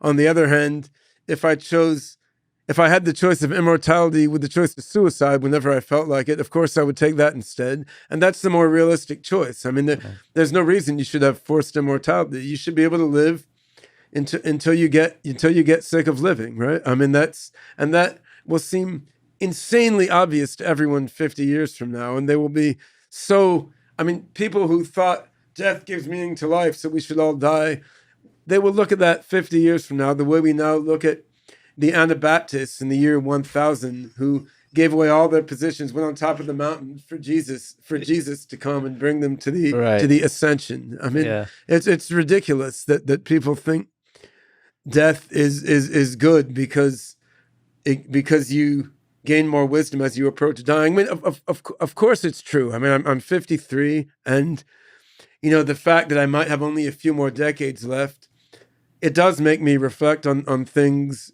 differently. It does give me a deeper understanding of many things. But I mean, so what? You could get a deep understanding in a lot of different ways. Pain is the same way. Like, we're going to abolish pain, and that's even more amazing than abolishing death, right? I mean, once we get a little better at neuroscience, we'll be able to go in and adjust the brain so that pain doesn't hurt anymore, right? And that, people will say that's bad because there's so much beauty in overcoming pain and suffering. Oh, sure, and there's beauty in overcoming torture too, and some people like to cut themselves, but not many, right? I mean, that's an interesting. So, but to push back again, this is the Russian side of me. I do romanticize suffering. It's not obvious. I mean, the way you put it, it seems very logical. It's almost absurd to romanticize suffering or pain or death. But to me, a world without suffering, without pain, without death, it's non-obvious. Well, then you can stay in the people's zoo. People torturing each other, right? No, but what I'm saying is, I don't. Well, that's. I guess what I'm trying to say. I don't know if I was presented with that choice, what I would choose, because to me, this is a subtler. It's a subtler matter, and I've posed it in this conversation in an unnecessarily extreme way. Right. So I think the way you should think about it is, what if there's a little dial on the side of your head and you could turn how much pain hurt, turn it down to 0, turn it up to 11, like in Spinal Tap if it wants, maybe through an actual Spinal Tap, right? So, I mean, would you opt to have that dial there or not? That's the question. The question isn't whether you would turn the pain down to 0 all the time. Would you opt to have the dial or not? My guess is that in some dark moment of your life, you would choose to have the dial implanted, and then it would be there. Just to confess a small thing, don't ask me why, but I'm doing this physical challenge currently, where I'm doing 680 push-ups and pull-ups a day. And my shoulder is currently, as we sit here, in a lot of pain, and I don't know. I would certainly right now, if you gave me a dial, I would turn that sucker to 0 as quickly as possible. Good. Yeah. But I think the whole point of this journey is, I don't know. Well, because you're a twisted human being. I'm a twisted. The question is, am I somehow twisted because I created some kind of narrative for myself so that I can deal with the injustice and the suffering in the world? Or is this actually going to be a source of happiness for me? Well, this is to an extent, is a research question that humanity will undertake, right? So, exactly. Human beings do have a particular biological makeup, which sort of implies a certain probability distribution over motivational systems, right? So, I mean, we yeah. And that is there. Well put. That is there. Now, the question is, how flexibly can that morph as society and technology change, right? So if we're given that dial, and we're given a society in which, say, we don't have to work for a living, and in which there's an ambient, decentralized, benevolent AI network that will warn us when we're about to hurt ourselves, if we're in a different context, can we consistently, with being genuinely and fully human, can we consistently get into a state of consciousness where we just want to keep the pain dial turned all the way down, and yet we're leading very rewarding and fulfilling lives, right? Now, I suspect the answer is yes, we can do that, but I don't know that. It's a research question, I don't know like that for certain. Yeah, now, I'm more confident that we could create a non-human AGI system which just didn't need an analog of feeling pain. And I think that AGI system will be fundamentally healthier and more benevolent than human beings. So I think it might or might not be true that humans need a certain element of suffering to be satisfied humans, consistent with the human physiology. If it is true, that's one of the things that makes us fucked and disqualified to be the super AGI, right? Yeah. I mean, this is the nature of the human motivational system is that we seem to gravitate towards situations where the best thing in the large scale is not the best thing in the small scale, according to our subjective value system. So we gravitate towards subjective value judgments where to gratify ourselves in the large, we have to ungratify ourselves in the small. And we do that you see that in music. There's a theory of music which says the key to musical aesthetics is the surprising fulfillment of expectations. Like you want something that will fulfill the expectations elicited in the prior part of the music, but in a way with a bit of a twist that surprises you. And that's true not only in outdoor music like my own or that of Zappa or Steve Vai or Buckethead or Christoph Penderecki or something. It's even there in Mozart or something. It's not there in elevator music too much, but that's why it's boring, right?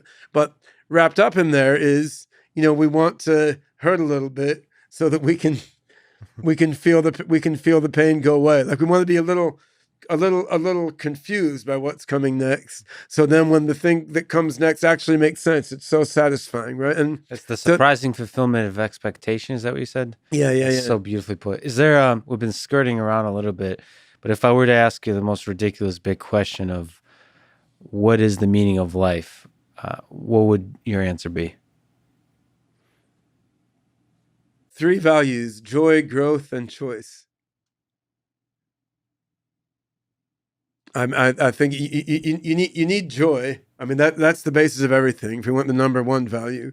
On the other hand, I'm unsatisfied with a static joy that doesn't progress, perhaps because of some elemental element of human perversity. But the idea of something that grows and becomes more and more and better in some sense appeals to me. But I also sort of like the idea of individuality, that as a distinct system, I have some agency. So there's some nexus of causality within this system, rather than the causality being wholly evenly distributed over the joyous growing mass. So you start with joy, growth, and choice as 3 basic values. And those 3 things something. could continue indefinitely.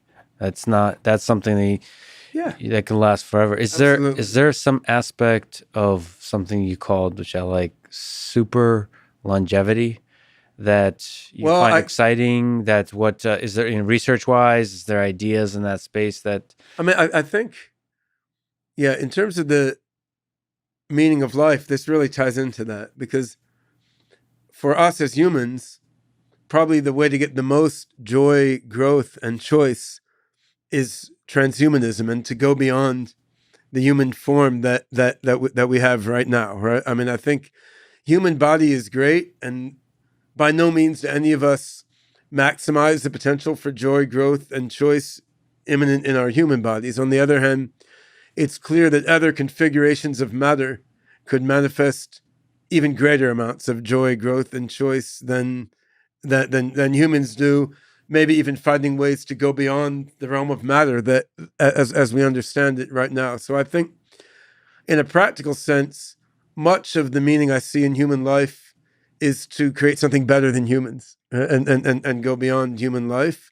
But certainly that's not all of it for me in a practical sense, right? Like I have 4 kids and a granddaughter and many friends and parents and family, and just enjoying everyday human social existence. But we can do even better. Yeah. And I mean, I've always, when I could live near nature, I spend a bunch of time out in nature, in the forest, and on the water every day, and so forth. So, I mean, enjoying the pleasant moment is part of it, but the growth and choice aspect are severely limited by our human biology. In particular, dying seems to inhibit your potential for personal growth considerably, as as far as we know. I mean, there's some element of life after death, perhaps, but even if there is, why not also continue going in this biological realm, right? In super longevity, I mean, we haven't yet cured aging, we haven't yet cured death.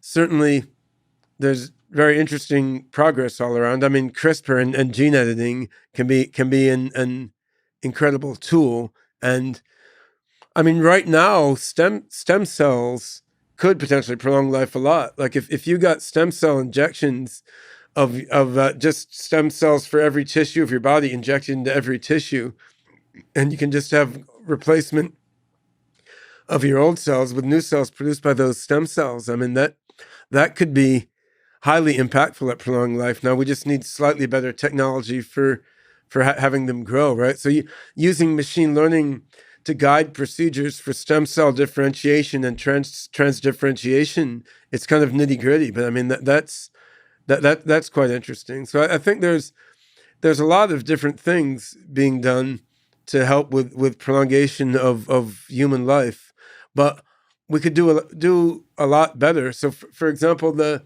extracellular matrix, which is the bunch of proteins in between the cells in your body, they get stiffer and stiffer as you get older.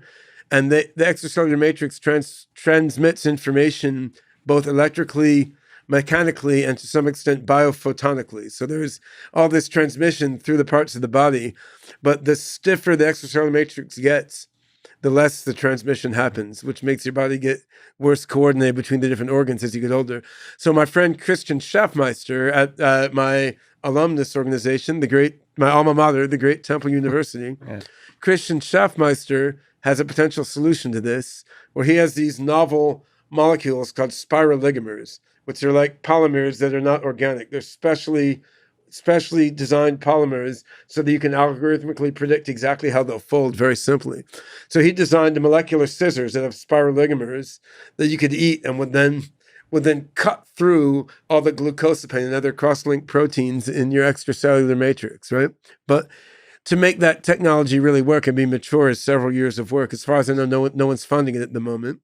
But there's so many different ways that technology could be used to prolong longevity. What we really need, we need an integrated database of all biological knowledge about human beings and model organisms, like hopefully a massively distributed OpenCog bioatom space, but it can exist in other forms too. We need that data to be opened up in a suitably privacy-protecting way.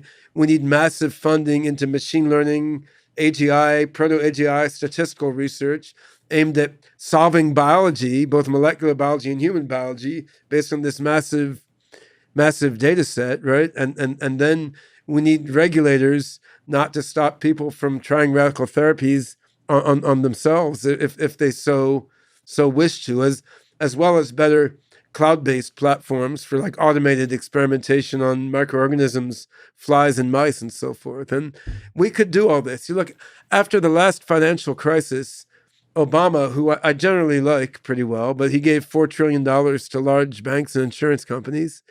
Now in this COVID crisis, trillions are being spent to help everyday people and small businesses. In the end, we'll find many more trillions are being given to large banks and insurance companies. Yeah. Anyway, like, could the world put $10 trillion into making a massive holistic bio-AI and biosimulation and experimental biology infrastructure? We could put $10 trillion into that without even screwing us up too badly, just as in the end, COVID and the last financial crisis won't screw up the world economy so badly. We're not putting $10 trillion into that. Instead, all this research is siloed inside a few big companies and government agencies. And most of the data that comes from our individual bodies, personally, that could feed this AI to solve aging and death, most of that data is sitting in some hospital's database doing nothing, right? I got two more quick questions for you. One, I know a lot of people are going to ask me, you were on the Joe Rogan podcast wearing that same amazing hat. Do you have an origin story for the hat? Does the hat have its own story that you're able to share? The hat story has not been told yet, so we're gonna have to come back and you can interview the hat. The hat. So we'll leave that for the hat's own interview. All right. It's too much. It's too much to pack into. Is there a book? Is the hat going to write a book? Okay. Well, it may transmit the information through direct neural transmission. Okay, so it actually there might be some Neuralink competition there. Beautiful. We'll leave it as a mystery. Maybe one last question: if you build an AGI system, you're successful at building the AGI system that could lead us to the singularity, and you get to talk to her and ask her one question. What would that question be? We're not allowed to ask what is the question I should be asking. Yeah, that would be cheating, but I guess that's a good question. I'm thinking of I wrote a story with Stefan Bugaj once where these AI developers, they created a super smart AI aimed at answering all the philosophical questions that have been worrying them, like what is the meaning of life? Is there free will? What is consciousness, and so forth. So they got the super AGI built, and it churned a while. It said, "Those are really stupid questions," and then it put itself on a spaceship and left the Earth. Right? So you'd be afraid of scaring it off. That's it. Yeah. I mean, honestly, there is no one question that rises among all the others, really. I mean, what interests me more is upgrading my own intelligence so that I can absorb the whole world view of the super AGI. But I mean, of course, if the answer could be like, what is the chemical formula for the immortality pill? Like then I would do that, or emit a bit string, which will be the code for a super AGI on the Intel i7 processor. Right? So those would be good questions. So if your own mind was expanded to become super intelligent, like you're describing, I mean, there's there's kind of a notion that with intelligence is a burden, that it's possible that with greater and greater intelligence, that other metric of joy that you mentioned becomes more and more difficult. What's your sense? Pretty stupid idea. So you think if you're super intelligent, you can also be super joyful? I think getting root access to your own brain will enable new forms of joy that we don't have now. And I think, as I've said before, what I aim at is really make multiple versions of myself. So I would like to keep one version, which is basically human like I am now, but, keep the dial to turn pain up and down and get rid of death, right? And make another version which fuses its mind with superhuman AGI, and then will become massively transhuman. And whether it will send some messages back to the human me or not will be interesting to find out. The thing is, once you're a super AGI, like, one subjective second to a human might be like a million subjective years to that super AGI, right? So it would be on a whole different basis. And I mean, at very least, those two copies will be good to have, but it could be interesting to put your mind into a dolphin or a space amoeba or all sorts of other things. Or you can imagine one version that doubled its intelligence every year, and another version that just became a super AGI as fast as possible, right? So, I mean, now we're sort of constrained to think one mind, one self, one body, right? But I think we don't need to be that constrained in thinking about future intelligence after we've mastered AGI and nanotechnology and longevity biology. I mean, then each of our minds is a certain pattern of organization, right? And I know we haven't talked about consciousness, but I'm a panpsychist. I sort of view the universe as conscious. And so, a light bulb or a quark or an ant or a worm or a monkey have their own manifestations of consciousness. And the human manifestation of consciousness, it's partly tied to the particular meat that we're manifested by, but it's largely tied to the pattern of organization in the brain, right? So if you upload yourself into a computer or a robot or whatever else it is, some element of your human consciousness may not be there because it's just tied to the biological embodiment. But I think most of it will be there, and these will be incarnations of your consciousness in a slightly different flavor. And, creating these different versions will be amazing. And each of them will discover meanings of life that have some overlap, but probably not total overlap with the human Ben's meaning of life. The thing is, to get to that future where we can explore different varieties of joy, different variations of human experience and values and transhuman experiences and values, to get to that future, we need to navigate through a whole lot of human bullshit of companies and governments and killer drones and making and losing money and so forth, right? And that's the challenge we're facing now. Is if we do things right, we can get to a benevolent singularity, which is levels of joy, growth, and choice that are literally unimaginable to human beings. If we do things wrong, we could either annihilate all life on the planet, or we could lead to a scenario where, say, all humans are annihilated, and there's some super AGI that goes on and does its own thing, unrelated to us, except via our role in originating it. And we may well be at a bifurcation point now, right? Mm-hmm. Where what we do now has significant causal impact on what comes about. And yet most people on the planet aren't thinking that way whatsoever. They're thinking only about their own narrow aims and goals, right? Now, of course, I'm thinking about my own narrow aims and goals to some extent also, but I'm trying to use as much of my energy and mind as I can to push toward this more benevolent alternative, which will be better for me, but also for everybody else. And it's weird that so few people understand